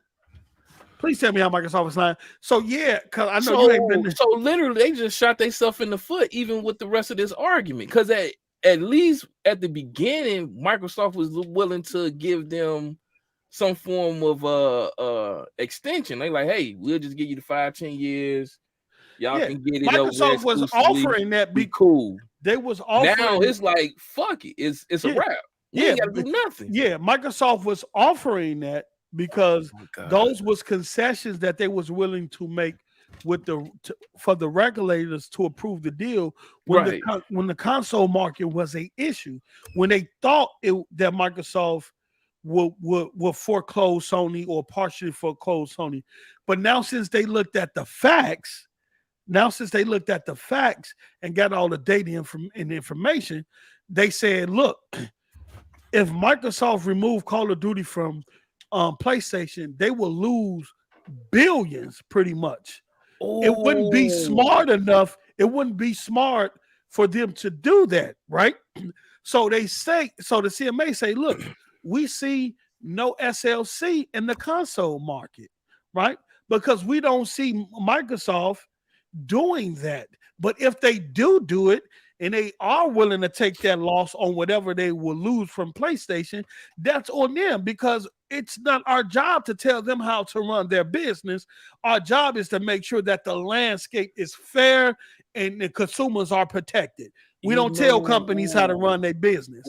So now the EU, because you ain't been around, the EU and the CMA is saying, look, there's no substantial lessening of a competition in the hardware space. Microsoft, you're good. So they don't have to sign no 10-year contract with Sony. They don't have to offer it. If they want to take Call of Duty exclusive, if they want to do perks or whatever they're gonna do with it, they can. Wait. It'll be at their own discretion. Folks, you can't tell me no shit like this. Hold on. The only thing left is cloud, bro. The only thing left is cloud. So hold on. Where do they stand? What is did they share anything related to Microsoft's stand on cloud and what they're going to do? Well, so what they're worried about in the cloud aspect is they're worried about. Well, Google raised concerns, which I don't know. No, Google worried about shit in the PC sector that don't even deal with game, right? Right. Right. Let me check some out. Because this is crazy. Okay. Go ahead. So Google was raising concern because they're worried about shit in the PC sector on PC side that you don't even have Stadia. Nvidia was only raised concern to use this as leverage to get access to Call of Duty. Since Microsoft was out here, you get a Call of Duty, you get a Call of Duty. Yeah, we good. They told us we Gucci. Nvidia came to the table, issued a complaint. Microsoft say, look, you got a 10-year deal up the bam. Nvidia like, okay, we good. We got Call of Duty. Because, prior to GFN going public, Activision games used to be on their service. It was beta tested on their service. Yeah, but and I know it makes sense with them because they got the cloud service right now where you can play the games via the cloud. So it makes sense that they're gonna keep Call of Duty as an advertisement because they are definitely lacking content over there on that server. So bet. Okay, right. So I Activision, see that. Call of Duty, all that stuff was on GFN when it was in beta. Right when it was an alpha and they was testing it. Once it went public, it was still on there, but Activision asked them to remove it, so it was gone. You know what I'm saying? Okay. So once and I knew that once Nvidia jumped into the fray, I immediately put out a tweet and said, "Look, Nvidia is just gonna raise concerns so they can get them a 10-year deal." As well, since Microsoft out here giving Call of Duty away, it only makes sense. And once Microsoft brought that contract to them and they got that shit negotiated, then we good. So we eating, baby. As long as I get a piece of that pie, we cool, baby. Do what you do. It's funny, right? Because everybody assumed that Nvidia, Google, and Sony were showing up to the CMA on the same side. And the motherfuckers said, bro, they came out there, nigga. Bro, so Nvidia good, right? So the only thing we have left, know what? They probably looked at them niggas argument and was like, bro, this ain't it. This ain't it, chief. We can go ahead and get up out of here. Let's get our 5 to 10. We'll holler at y'all. Y'all figure that rest out. Hold on, let me blow my nose. Got you. See, that's what I'm tripping about. So oh man, this is crazy. So instead of them, they probably got Bungie over there on a slave deal right now, bro. They got them kicking in overtime to even try to pull up. That's probably why we haven't got them 12 game as a server information. Well, they don't have. Well, see, Bungie is not under PlayStation, right? They got they own entity. Bungie is under Sony. Right? Oh yeah. They're under Sony. They're not under. I don't think they're under SIE or. They probably under SIE, but they're not under PlayStation. They're not considered part of PlayStation Studio. Bungie is a subsidiary, right? Right. So the way the deal is set up, and Bungie signed a deal that will allow them to maintain third party and pretty much do what the hell they want. Whatever the hell they want. All right. So we pimping on the budget. To get you caught up is that in the hardware space, in terms of the console. Xbox is good. They don't have to offer any concessions in the area. No concessions at all. So they can do with Call of Duty and with Activision content what they want. It'll be of their own consequence. The issue lies in the cloud portion of this now, because the cloud market is a nascent market. It hasn't really been defined yet. It is an emerging market, and regulators don't want Microsoft to run away with it. So Microsoft is out here offering deals to not only big cloud streaming service, but the small ones as well. And people on Twitter making fun of Microsoft, saying, why are you offering cloud gaming to these services that we never heard about? Because the regulators brought up small cloud services. And some of the services that they're offering the 10 years commitment to, the regulators literally brought up in the documentation. So the regulators is not only concerned with big cloud, but the big cloud users, but they also concerned with the small cloud users that really don't have the infrastructure or the money to compete with an Amazon or a Microsoft to make sure the playing field is level. So Microsoft saying, look, we finna do Call of Duty like Minecraft. Everywhere. Do what you do. And I agree with that. I would take an L on that. That before all of this got to where it was, I say Call of Duty was going to be exclusive, and this and that. I will take an L on that. Okay. But you know what I'm saying. So that's where we're at. So now the European Commission and the CMA right now is working with Microsoft on concessions for the cloud gaming market. Because they're no longer concerned about the console hardware. Microsoft is good. They're good there. They could do what they want. You know what I'm saying? It makes sense for the Final Fantasy debacle mess that we were just mentioning now. Because these niggas in a disarray. Yeah. If you're pulling, bro, this is heavy. Because this is a whole nother conversation then where, okay, I got cloud services that's coming and I'm making concessions for them for the future. They still got to build up their infrastructure. But when it comes to the console itself now, currently, I can literally say, you know what? Those I can pull a Sony move on these niggas. If Phil want to be dirty and be like, all right, the game can be on there, cool, great. I'm gonna still play Mr. Good Guy with you. But guess what? I'm finna punch you in the chest real quick by these. You gotta wait a month to get these type of skins or these type of maps on your game. You gotta wait. You gotta do a wait period. It's only exclusive on the Xbox and Game Pass day one.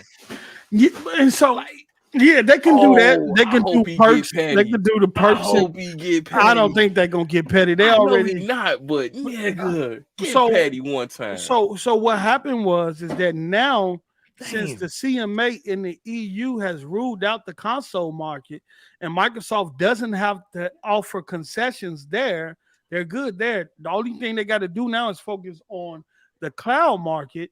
Mm-hmm. Sony came out because the CMA previously, the CMA came out and reversed their whole thing. Because remember, the CMA was saying the cloud and the hardware market, this and that.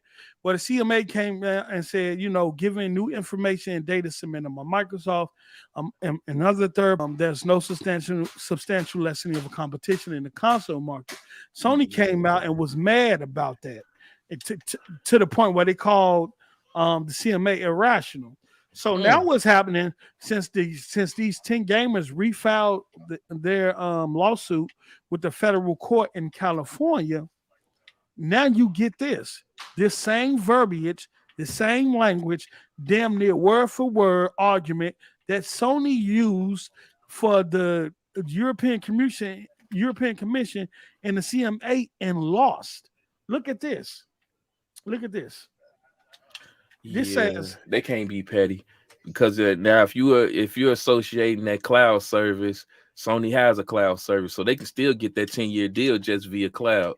So yeah, you're right. Yeah, you can't be petty at this point. That's another conversation me and Everborn was talking about earlier. But the proposed acquisition will continue Microsoft's strategy of obtaining control of valuable gaming content, foreclosing competitors from that important content and increasing its own market power.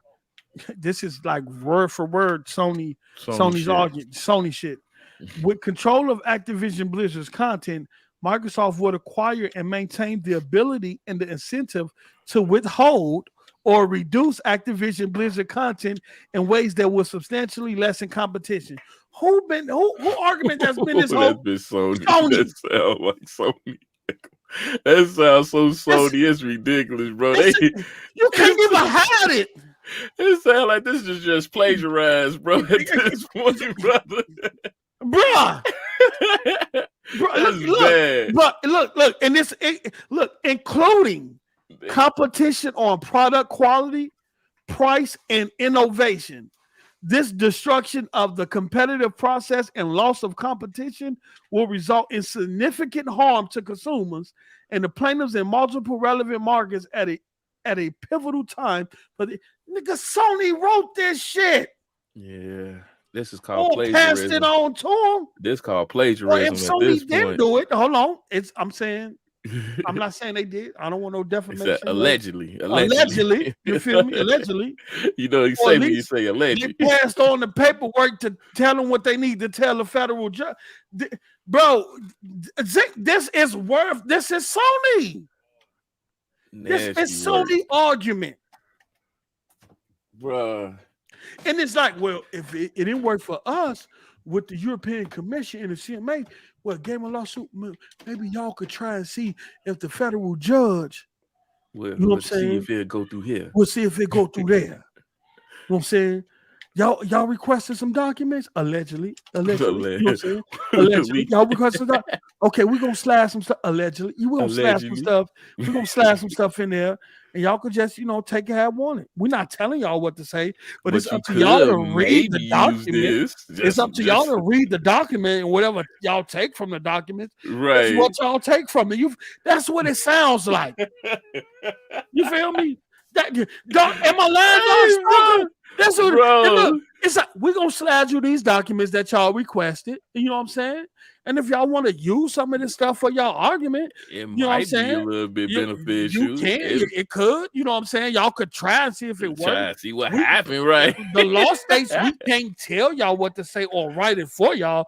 But if y'all interpreted this, you know what I'm saying? Recommendations. If you so happen, you feel me? If you so happen to see something that you want to write down for your argument in these documents that we sending you, you know what I'm saying? You feel me? That's what it sounds like, bro. Oh, this is padding your information a little bit. This is Sony argument word for word. Oh my God. They just made this look so bad. This is terrible. It's terrible on so many scenes because you was the lead market. Well, you still are the lead market. And then you show that you threw your goddamn developers under the bus.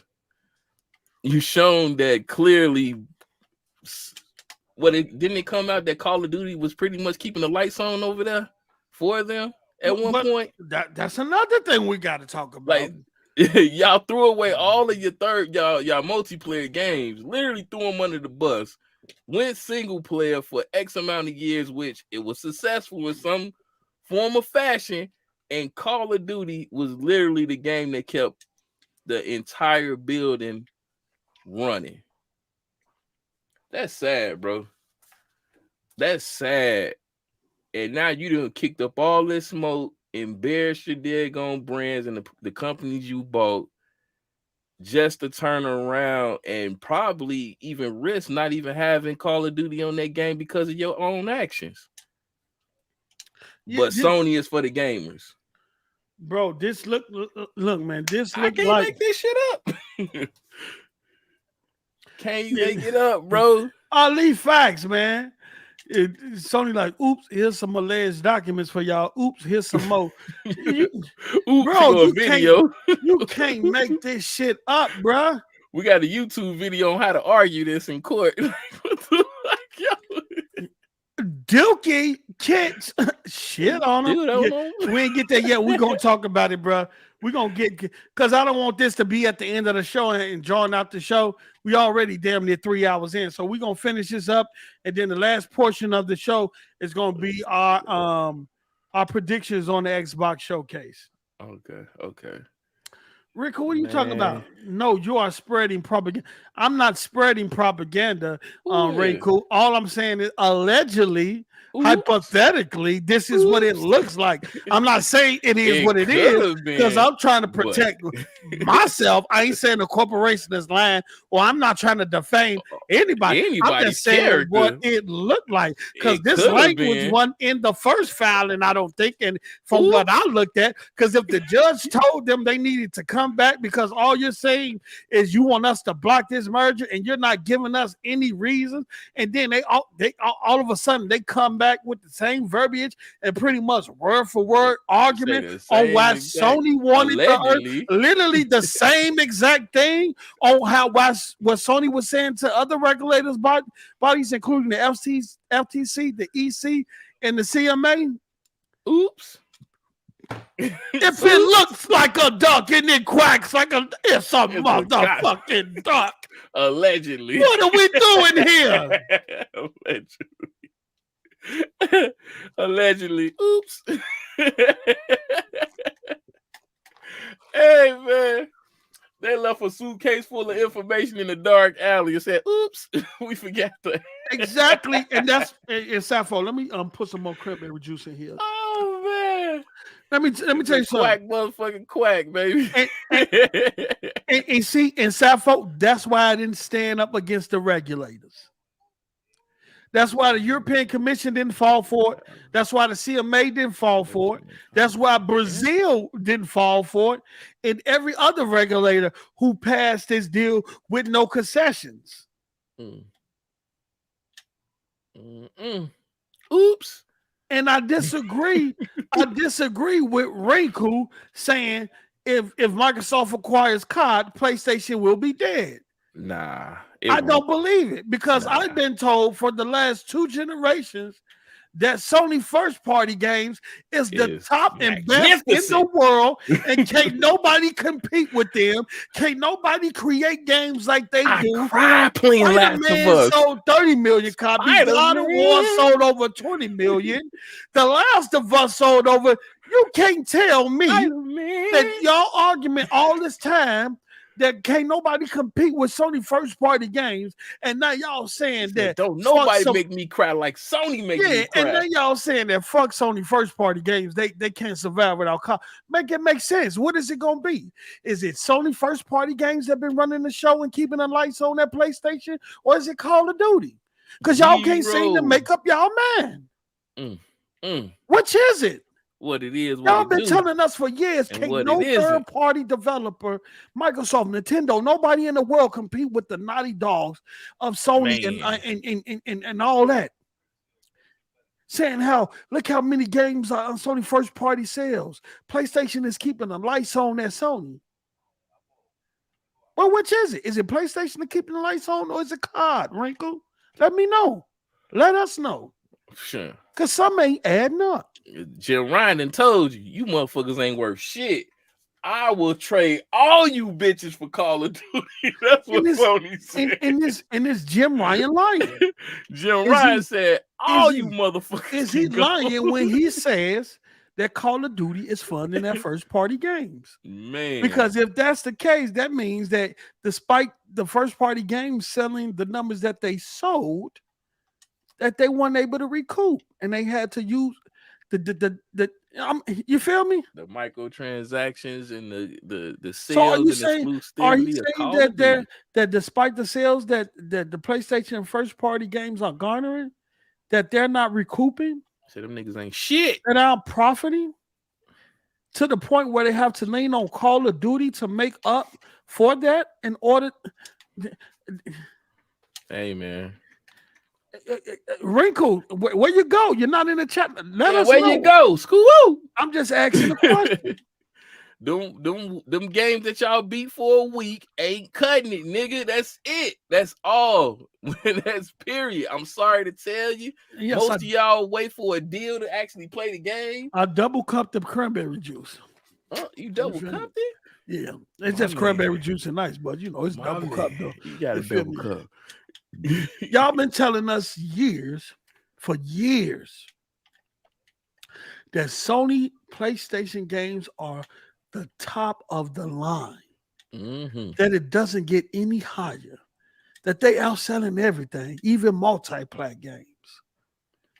So if that's the case, then how is Jim Ryan coming out here saying that despite their first party studios being the creme de la creme and selling those many copies, like I said, Spider-Man over 30 million copies, The Last of Us over 20 million copies, God of War, you know, all these games selling huge numbers.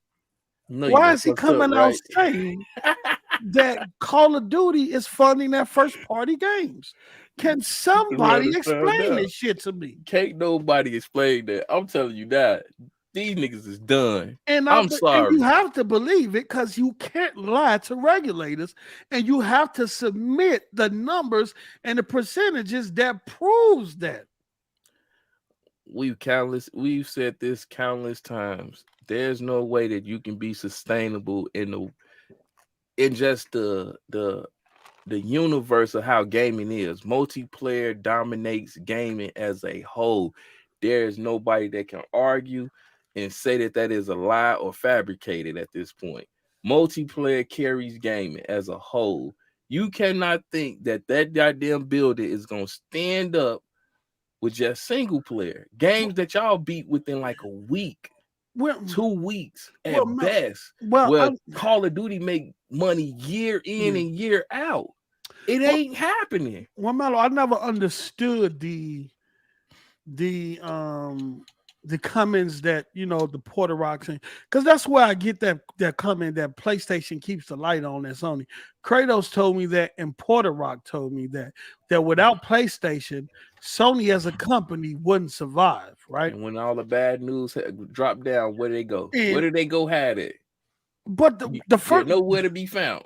The first thing is, though, I never believed that, right? Because you mean the PlayStation division is funding the music side of Sony, which has at least 40% of the music market, if I'm not mistaken? You mean the PlayStation division by itself is funding Sony movie studios and movie production side of his business? You mean PlayStation is funding the TV division, the CMOS chip division for all the chips in the camera? You mean PlayStation is doing all of this by itself? Bruh. You believe that shit. I got $1 million to sell you, bro. I got a whole Bentley to sell you. Ain't no way, boy. Ain't no way. Ain't no motherfucking way, boy. I never understood why people say that if it wasn't for PlayStation, Sony would have went under. No. But Sony existed long before they even got into gaming. They was one of the biggest entertainment companies in the world back in the 90s, 80s and 90s. And it's just, I'm just thinking about how, because if I'm looking at the regulatory situation that you just showing now, and the only thing that's literally stopping this deal right now is the cloud service and the third-party cloud deals. That's it. Sony is fucking behind, and that's for the get past. When I'm talking about behind, them niggas is 10 yards down the behind the road, bro.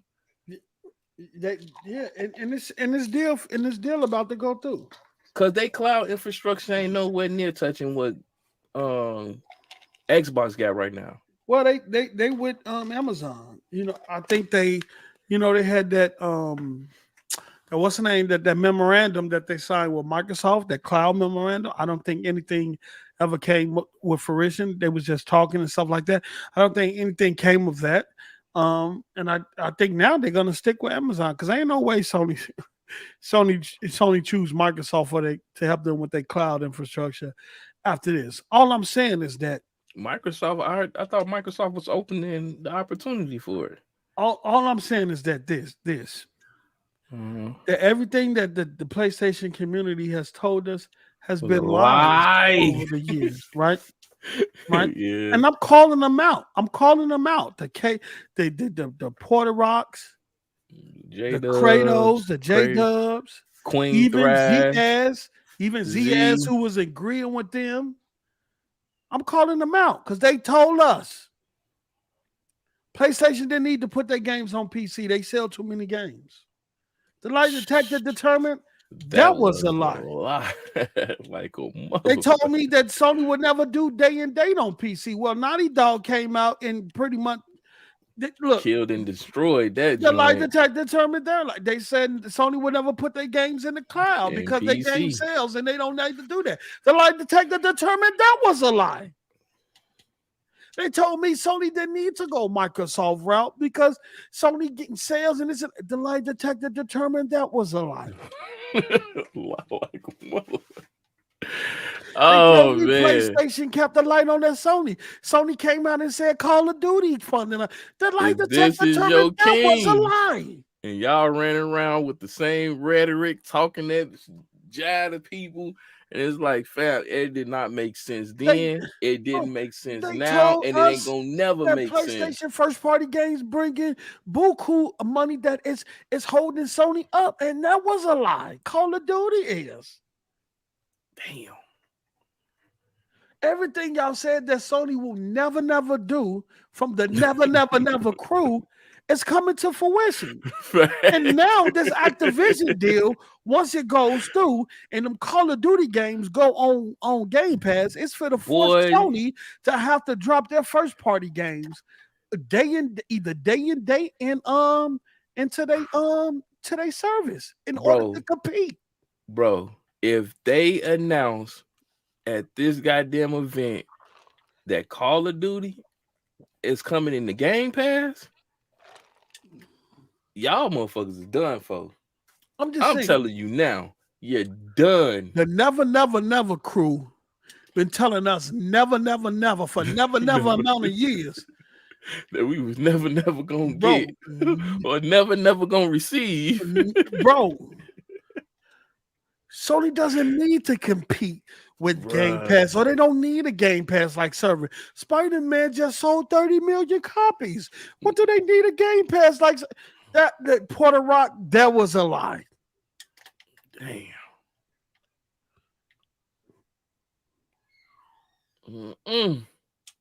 What are we doing here? This is finna be nasty, bro. Huh? What is going on? And now the never crew has flipped the script. What they I don't even want to now? call them ponies no more. What them I'm never gonna call them doing? in and in, the nevers. Them nevers doing. Never. I never change. Never change. This is ponies every day. I never change. Well, y'all go on Twitter, call them the nevers. The never crew. What a never crew at?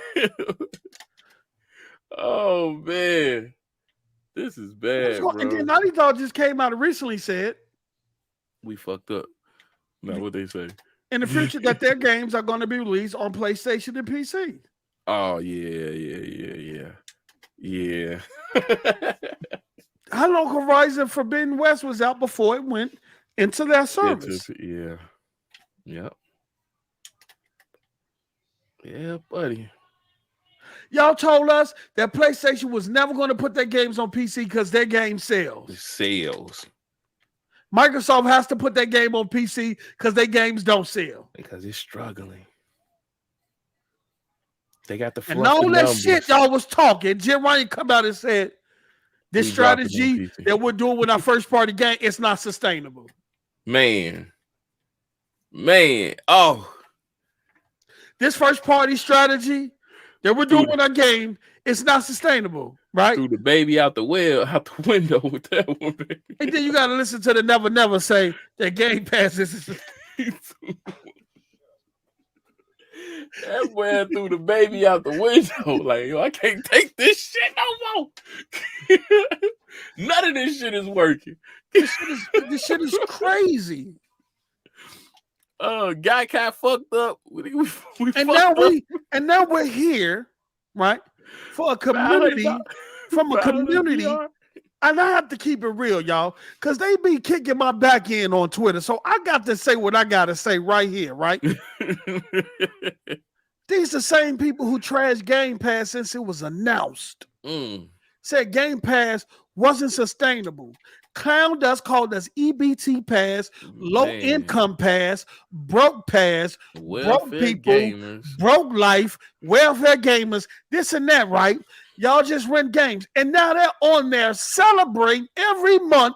Sony comes out and show new games that's going into their service. Bruh. What are we doing here? Oh, man. Then they out there celebrating PlayStation Plus. And this is a great month. We're getting great games in PlayStation Plus this month. Game Pass came, but y'all just said y'all don't like services like Game Pass. They're rental services, and y'all don't like renting games. Oh man. You know what I say? It's always a problem when they don't go to their console of choice, man. What are we doing? That's the Mellow. When it don't go on their console of choice, bro, they will say anything to justify to hate on this company. I don't understand. I really don't understand at this point because the writing was on the wall, bro. I've been saying this since I said what I said about Soulcom and Mag, and they literally abandoned that whole multiplayer standpoint. I'm like, where the fuck is the multiplayer games at? Not only that, no one batted an eye. No one said a word. Oh, we're getting Last of Us. Shut the fuck up. Oh, we on Ratchet and Clank 37. Shut the fuck up. Oh, we got Spider-Man 2020. This man still been flinging around and slinging around in his PJs in the New York setting. Every game, they've been re-rocking the same shit to you niggas. Same environment. And y'all ain't bat an eye, say nothing. No, I'm really fit to go there, right? Let me see. Bruh. Damn, I just lost my fucking train of thought. Bruh. Go ahead, finish, Mello. I got to bring it back. Hey, man, I ain't got nothing to say at this point. Oh, yeah. We're finna cook these last few minutes of the show before we do our predictions and get up out of here because we all already over the 3-hour mark. I want to thank everybody for showing up and supporting this platform. But let me tell you something. Those same people, Porter Rock, Kratos, all the ponies on Twitter. Yeah, I'm calling names. I remember that podcast in 2018 when I was arguing against Z, Kratos, Porter Rock, Alex, and even Black Baron, and he's a Nintendo fan. And Moss. Me against all of them. Because I was telling them what's going on now was going to happen. And you know what I was told? Mello, you want to know what they told me? So you don't play no game? No. They told me that Sony don't need to worry about multiplayer games. Ooh, because their single player games are selling so well. Who the fuck said that? Porter Rock. Yeah. What? And you can send this clip to him too, because he know he said it. Him and Kratos. Multiplayer games? And Moss. Wow. And Moss. And Z agree with their ass.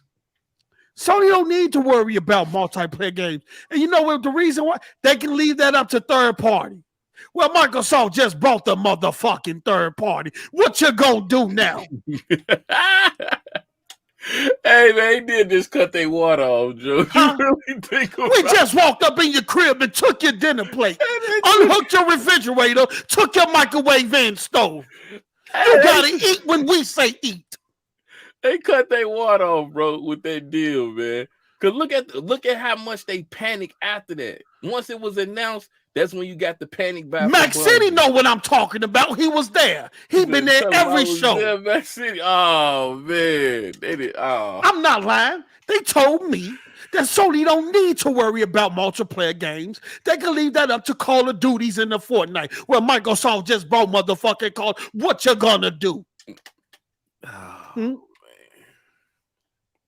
This is why they needed to focus on their own multiplayer games. So they wouldn't have to be put in this situation, in this predicament, where they have to put out 12 games as a service in 2 years to try to see what's going to stick and what's going to be successful.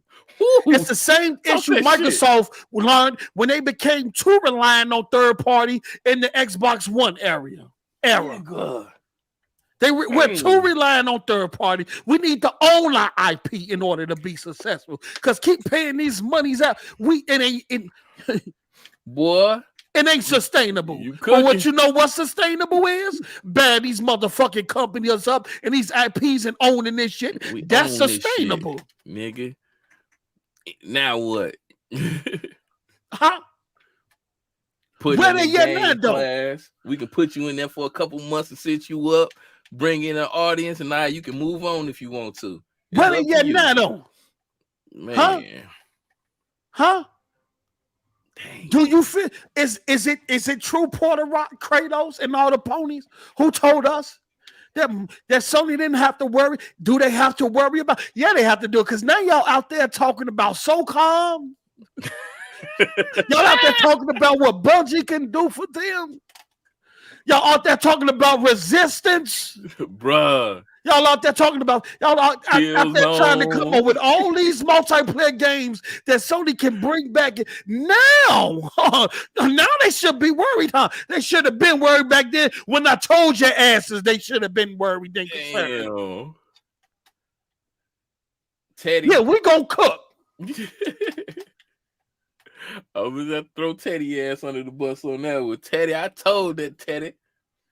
Yeah, who was that? DJ Bird. Hey, Marcus Stein, don't you start. Ain't nobody talked about no food all show, player. Ain't nobody talked about no food all show, Mark. Don't you do me, Mark.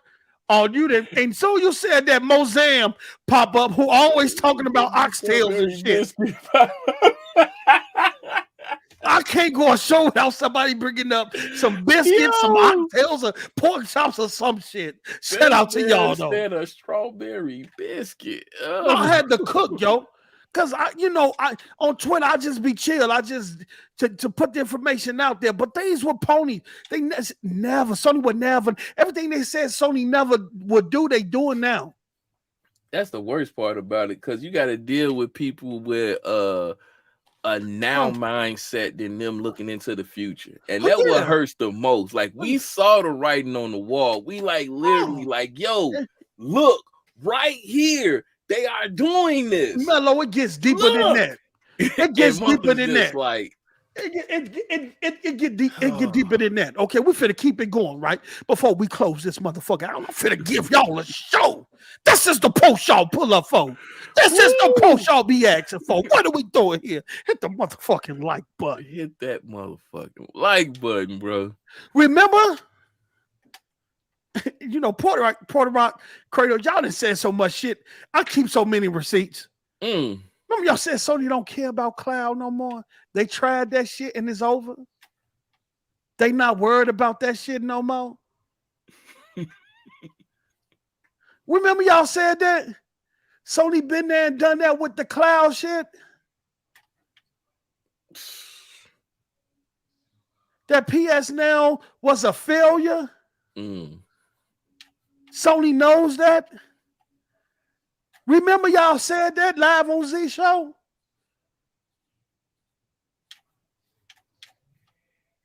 Huh? What's Sony complaining to the regulators about now? What they gonna do with the cloud?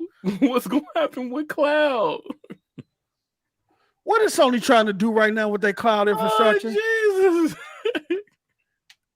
They out here buying whack ass people to develop. Why did Sony move PS Now into PS Plus? Oh my God. Huh? Y'all gonna tell me I didn't know what the fuck I was talking about. What is going on?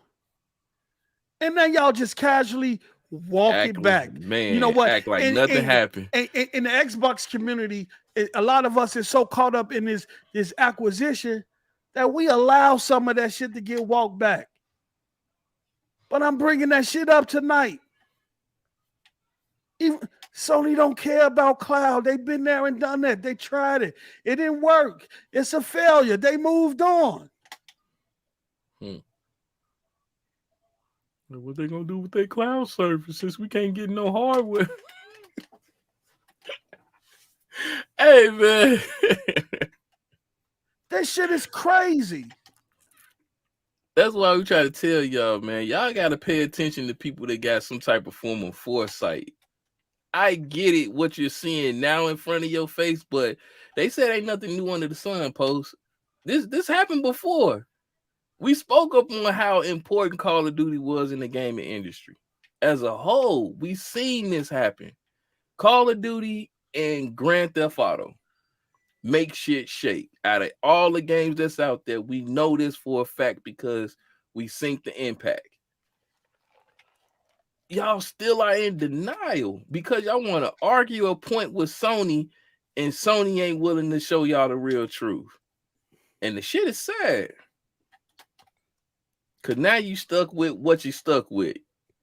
Cause guess what? I'm sorry to tell you, Sony gonna have to do what Microsoft did, which is grab themselves by the bootstraps and start focusing on multiplayer. Because again, the way the world is going, multiplayer is key. And they behind at this point. They behind because one, you done fucked up with your brand and your company and your consumers expecting only single player games with high-end $1 million deals and heavy production.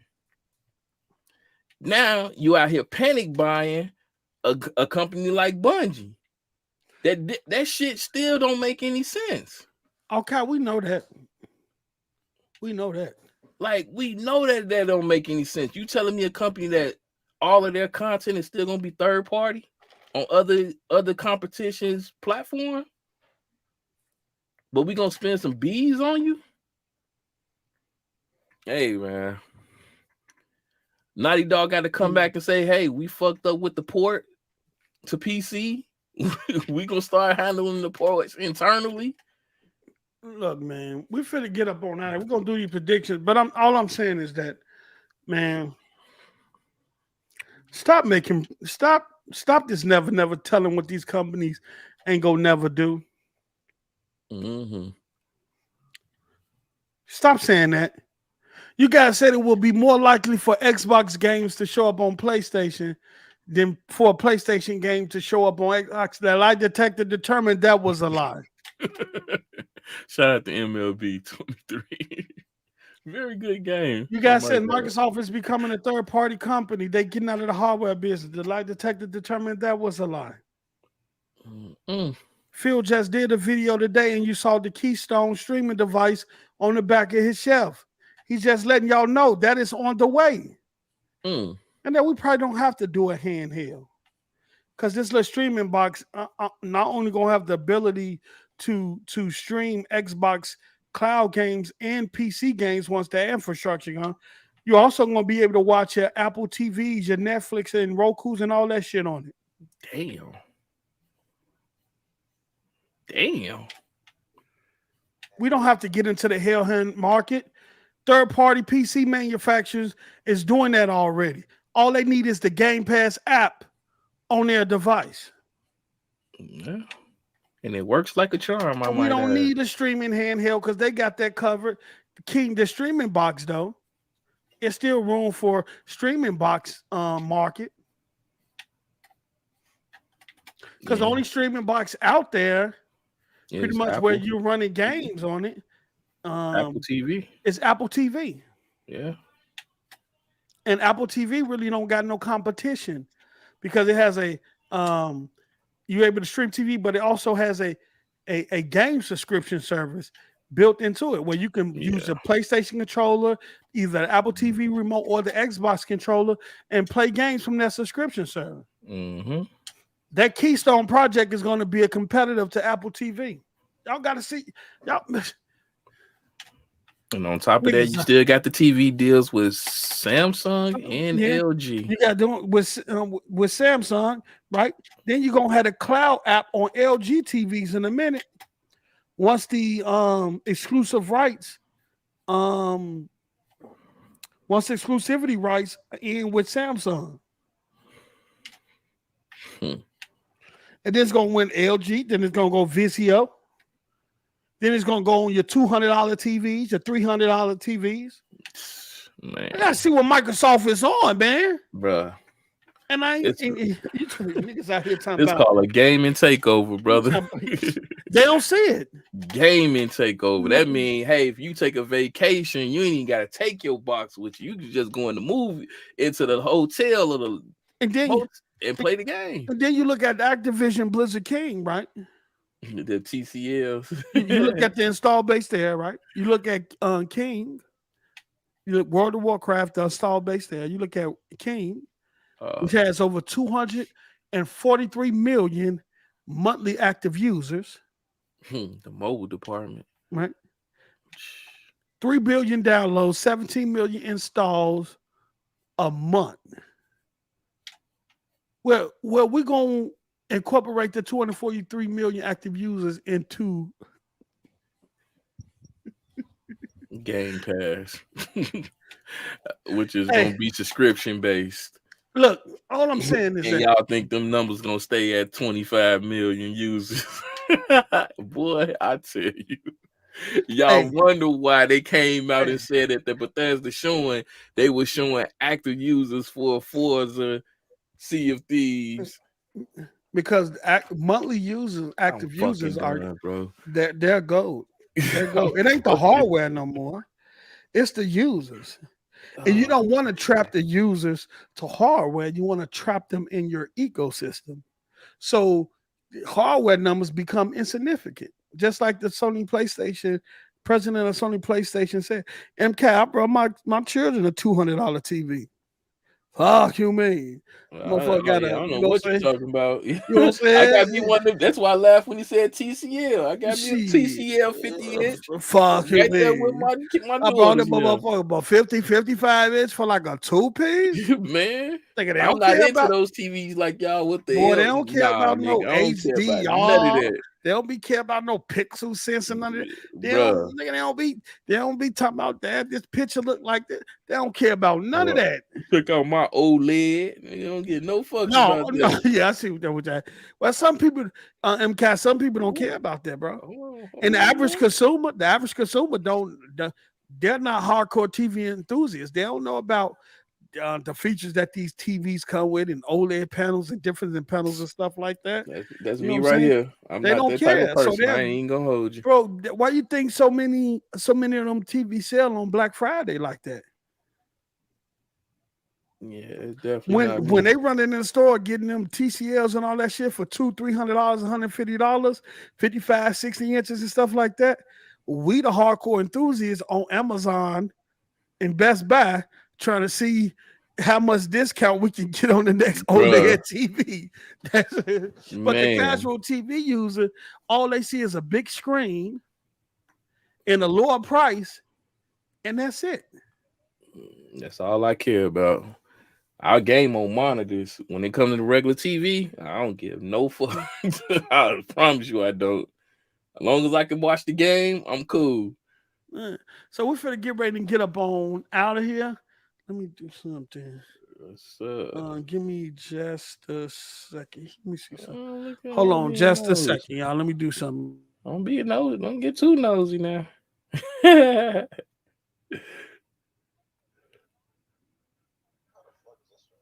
Oh, snap. Yes, sir. What's going on, man? I mean, grown man. Grown man TV. Hey, you probably ain't gonna spend no. I don't think you're gonna spend 200 on like a 70 inch or something like that. What type of size TV y'all niggas be getting though? He said if you ain't a brand name whore, you can get some 70 80s for less than My TCL cost around 500 when I got it, and that was from Best Buy when I bought it. I bought it on sale, of course, but you know, I ain't heavy into the TV mess like that. He said most don't give a F about Walmart. Stay sold out of TVs. We the 1%. That's a fact, Mac City. So Wally World got 50. That's why we calling it too. They got 50-inch 4Ks. I think my daughter's gonna join this 4K. I don't know. It probably is, but I only spent 200 on it. I spent like 220, 230 with tax, man. Didn't even get a warranty. So yeah, cop it while you can. That's what I'm on. Well, no, I hope y'all enjoyed the show though, man. Make sure y'all definitely hit the like button. Check out the merch. The merch. Check it out. I ain't got my hoodie on. It's too hot, man. Been up under these lights. But definitely go check out the merch on the website. We're going to be coming with some new stuff as well. Podcast will be uploaded on Apple Music and Spotify and iHeartRadio, all that great mess. I'm going to get the rest of them up and loaded. He said, "Yeah, Mello, 4K is about 198." I ain't mad at you. Facts, man. There ain't no show prediction, huh? Show prediction gonna be fire now. All right. So let's get to the show prediction. Yeah, we finna get to it right now. Okay, so we got let me hear. So today we got updated. Well, not today, but not today, but okay. The other day we got a leak of the Xbox showcase. Is gonna be June 11th. We already knew the date, June 11th. But it's gonna be from 10 a.m. to 12 p.m. Okay. Pacific Standard Time. And from Central, I think that's 1 p.m. to 2 p.m. If I'm not, no, 12 p.m. to 2 p.m. I'm talking 12 p.m. to 2 p.m. You know, feel me? Mm-hmm. And then Eastern will be 1 p.m. to 3 p.m. I'm tweaking. So, what do you expect at the showcase? We know we're going to get this Starfield is going to have its own separate event. Okay. Outside of that, what you think the Xbox showcase is going to show? Because I want to say this before you answer. We know that, and I don't know if they go keep the branding like this, but they're calling it the Xbox showcase.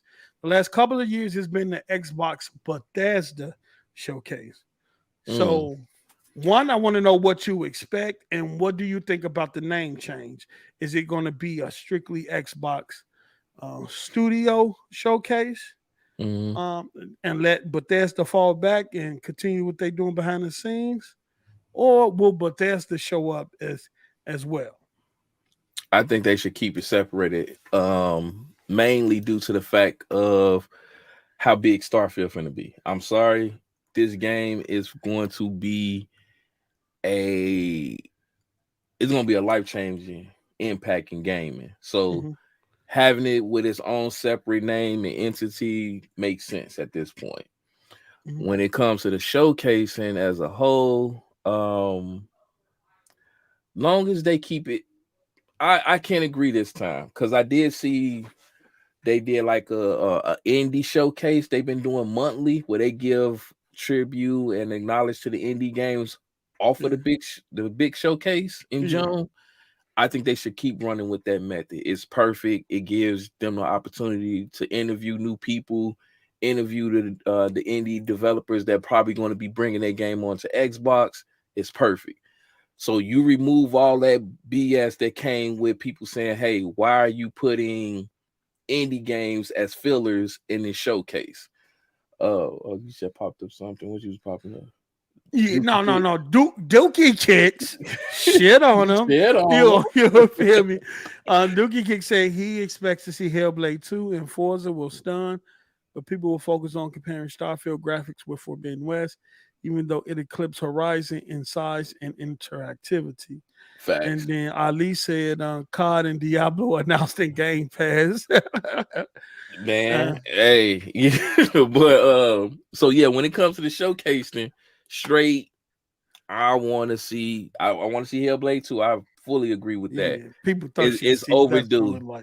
Contraband. I need to see what's going on with Contraband. Yeah, we haven't heard nothing about that since it was announced. Indiana Jones, even though I'm not even really that's care about another one. Need to start seeing about a release date and what's coming. At least see where they at in the development. I want to see them do the same thing what they did with the Bethesda showing. I want 12 months of nothing but game releases. And if they come with a heavy hitter, I'm telling you. So you expect them to do the next 12 months of gaming again? They need to. It's automatic need to be done. So due to the fact of June the impact, next June. The impact it had on gaming, it was just like one of the moments that the people like me, I believed them. I'm like, oh shit, nigga, I got a game every month, nigga. You bugging right now. You got this coming, this coming, this coming. Oh, nigga, we are in it. And then you had the non-believers. Oh, they not gonna do this, and how they gonna cover all of these games? Something gonna get delayed, yada, all that little BS. But then they covered it up with the unannounced games that we got. The goddamn hidden drop, a Hi-Fi Rush that nobody knew about, and then they drop even more games. The Monster Hunters that no one knew about.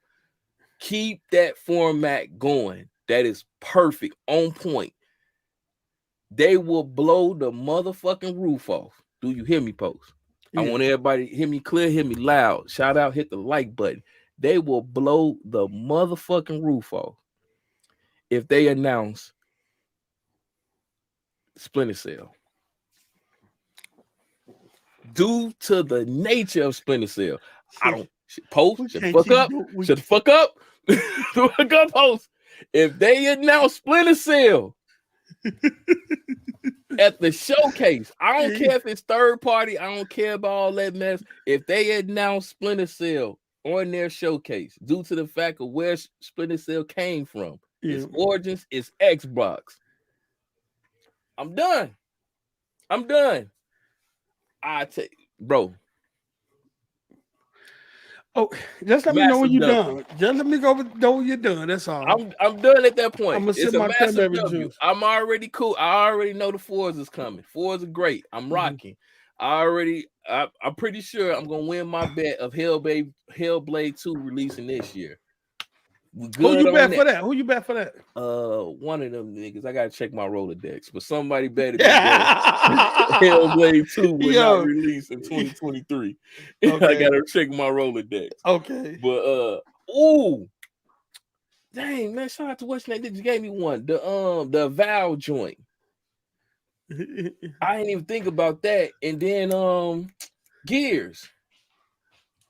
Just a little snip trailer of Gears, because the Unreal Engine 5 and their connection with the Unreal Engine. Gears 6 this soon? I don't think so. I don't think Gears gonna be there. I'm wishing up on the star. I ain't gonna lie on that one. On the star.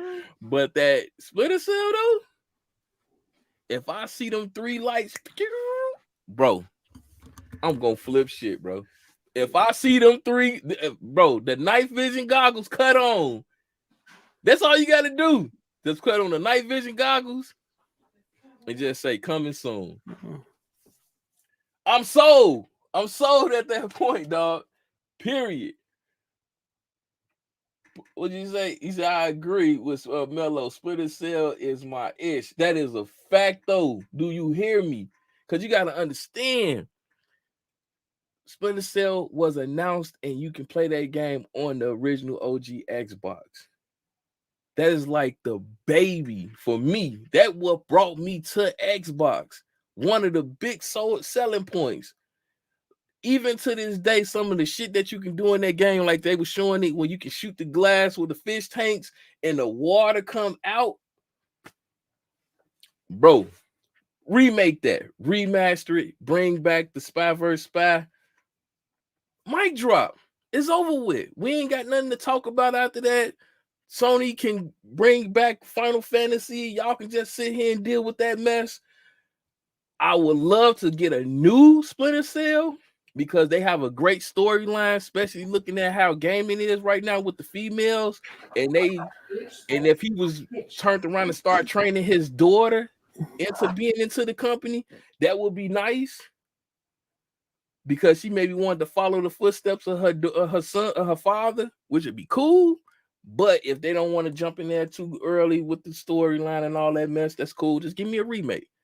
Make it do like Capcom did. That's what I got, Post. You got it, man. I'm done. All right, hold on. My lady is being very disruptive and we'll handle that so I can keep talking. Yeah, go ahead. So what I'm saying, at this point, that's the only reason I said the whole Gears joint. I know it's too early.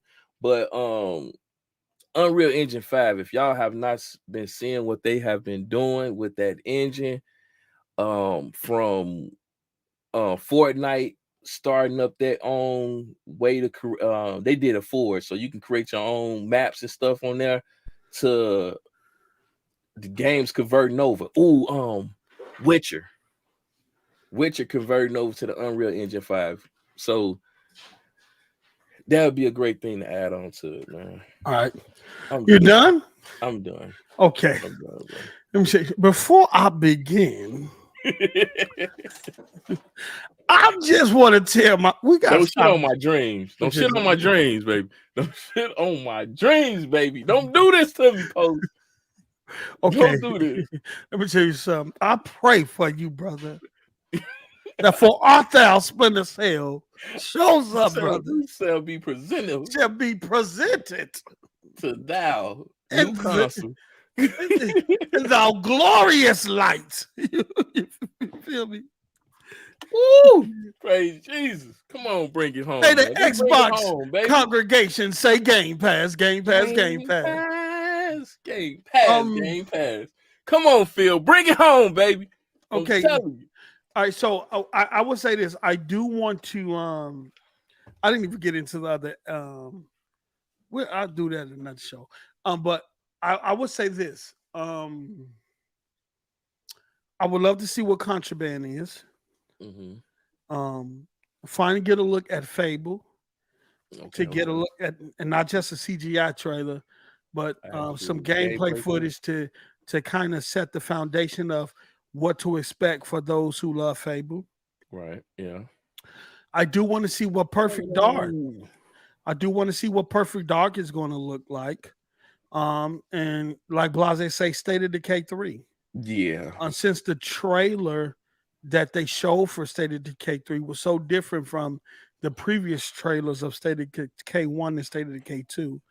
Are they going for a more serious look? Are they going to get Labs, forgive me. Are they going to get away from the cartoony look and go for a more serious tone, a serious look, like the trailer they showed? Because I think that's what some people is expecting. Yeah, Undead Labs, forgive me for our sin. I forgot to even mention State of Decay 3. But have you checked out State of Decay 2? They've been doing massive updates on that game. Me, Noah, and somebody else did a run in State of Decay 2, and I was so surprised. It looked like a whole new game. Yeah. From when it first came out and we initially started playing it, and then we got away from it because but the updated graphics, man. Yeah. Bro, when it came back to that thing, they did. I say, is this State of Decay? And he was like, yeah, they redid everything. They rebuilt everything, graphics, everything. And you can tell. New zombie system. The graphics, the textures, the lighting, everything got a massive upgrade. I was like, wow. So I want to see with State of Decay 3 if they're going to go with the more serious tone. Hellblade 2, people are expecting that because they want to see is what we have been seeing is real. Right. Is that's actually how the game is going to look when we play it. Right. Also want to see the other stuff that they've been working on, especially that scary game where you're in either that one room or the building, and they're trying to make it as realistic as possible. The What's the Name project, I forgot the name of it. I think it's time for a Avowed to be shown, since we got one CGI trailer from that. What changes and things like that has Avowed gone through? Is it going to be the same from what we've seen? What does gameplay look like? What is the premise of this game? What is going on with that? I also want to see what Obsidian been working on. I know they've been working on the Outer Worlds 2 and a couple of other things. Then you got the Indiana Jones. You got the Doom developers. What is going on with the Wolfenstein developers? Like it's so much content, and I do want to know what has Compulsion Games been working on, because they supposed to be working on a big AAA cinematic third-person game, right? And some of them developers consist of the developers who created BioShock. So what is their new IP? Because they've been quiet. They've been so quiet. Ain't nobody even been breaking them up or talking about them. Ain't been mentioning them. Everybody always mentioning the same games. Hellblade 2, Yeah. Starfield. Avowed. But what has Compulsion Games been working on? What is the next game? What's the name is going to do now that Psychonauts 2 is done? Oh, yeah. And Psychonauts 2 was fucking incredible. Yeah, that shit was. Yeah. They put their foot, was incredible. Yeah. So their take on mental health was and how they approached it was fucking level. Incredible. I don't even know if they can even top that shit, bro. Yeah, I don't think they can top that. It's gonna be a minute for a Psychonauts 3, but yeah, for a new title, a new game, yeah. So those are the things that I'm looking forward to. Predictions on what to see. You know what? I want to be surprised. I really want to be surprised this year. ID Software, Quake. There's been rumblings for a Quake reboot. That's so much stuff that Microsoft has in the pipeline or could have in the pipeline. Then when Activision come over and Microsoft freed those studios, do a Toy for Bob's, do a Banjo-Kazooie. Mm-hmm. I want to be surprised this year, man. No leaks, no nothing, because I think this is a pivotal year for Microsoft. Do you think they should do one of those surprise game releases like they did Hi-Fi Rush? They probably do. They probably got a couple of them in the top. Yo, you can play it today. I think, yeah. I will say this. I think this year during the showcase, we're gonna get one game that says you can access now in Game Pass. In Game Pass. Right now. I do think that's gonna happen. Yeah. But that's in for the Everwild, Dookie kicks. Shit on him. In his bag now. It's so many, man. Oh.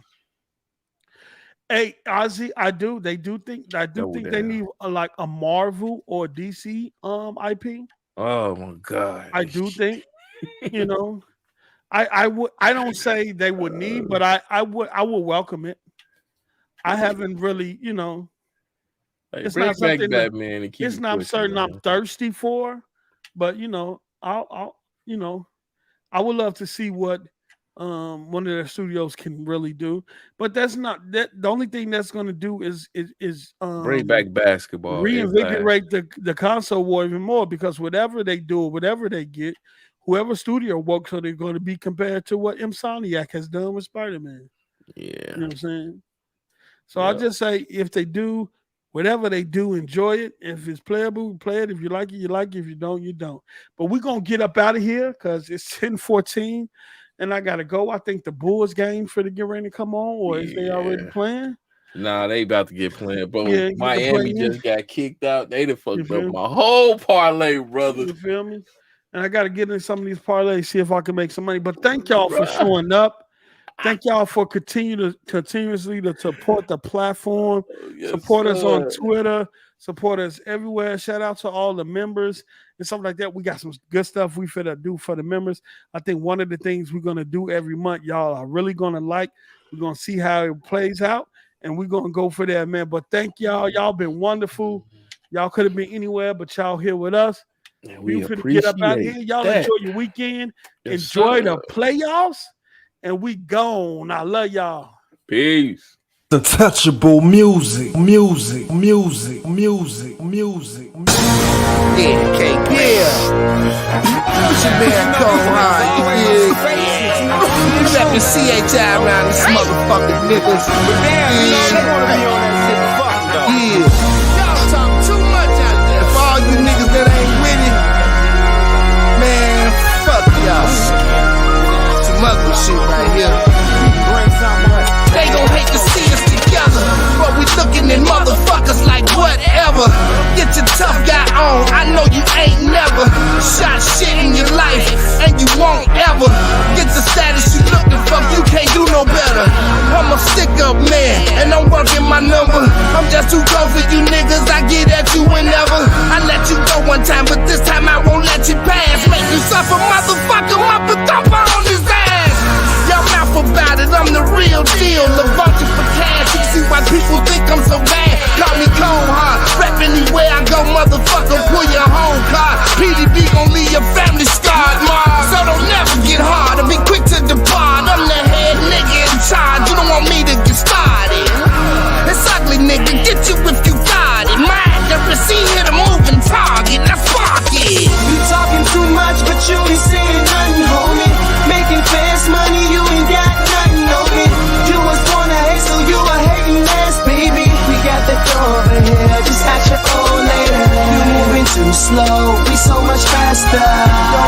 too low, we so much higher.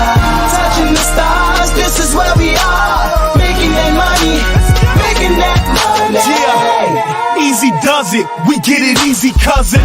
And I never said I was when I never wasn't. So many niggas say they did when they never done it. And who the king of the shot? So many say they run it. I don't talk much, yeah, but when I speak up, I talk bucks. Big dude with a soft touch. Ask a bitch about me. Told at an early age, get that bitch about me. Thoroughbred, hustlers and killers round me. Whole squad getting money, whole squad looking sunny. Any mob can get it if the squad's on dummy. Stress that, and now I better your best, cause I'm the best at. I stay ahead of the rest, that's on my first step. Don't get ahead of yourself, just take a deep breath. Spit truth, no decept. Listen and reset. Schooling you lames, no recess. You talking too much, but you ain't saying nothing, homie. Making fast money, you ain't got nothing, homie. You was born to hate, so you a hating ass, baby. We got that door over here, just ask your old lady. You moving too slow, we so much faster. Your money too low, we so much higher. Touching the stars, this is where we are. Making that money, making that money. I'm the greatest to ever do it, bitch. You haters the greatest at never doing shit. You hit them horns, nigga. You been warned, nigga. No silence and secrecy, you been sworn, nigga. Fresh out the pussy like a newborn, nigga. Steering wheel flow, I'm about to blow like a horn, nigga. I rep the low, a bunch of killers with cold high. When you hit a flow, that's truth killer and cold high. Fuck patience and waiting, nigga, we both God. This game oh so soft, we go so high. Not just I, damn it, my whole squad. Every day in this hell, I'm glad I know God. And I'm just speaking peace, I put that on my Jesus piece. I'm ripping beast to piece till I'm deceased. And me and Jesus meet. So fuck a demon, nigga, every day scheming, nigga. Yeah, my reality's what you dreaming, nigga. You talking too much, but you ain't saying nothing, homie. Making fast money, you ain't got nothing, homie. You was born to hate, so you a hating ass, baby. We got that door over here, just ask your old lady. You moving too slow, we so much faster. Your money too low, we so much higher. Touching the stars, this is where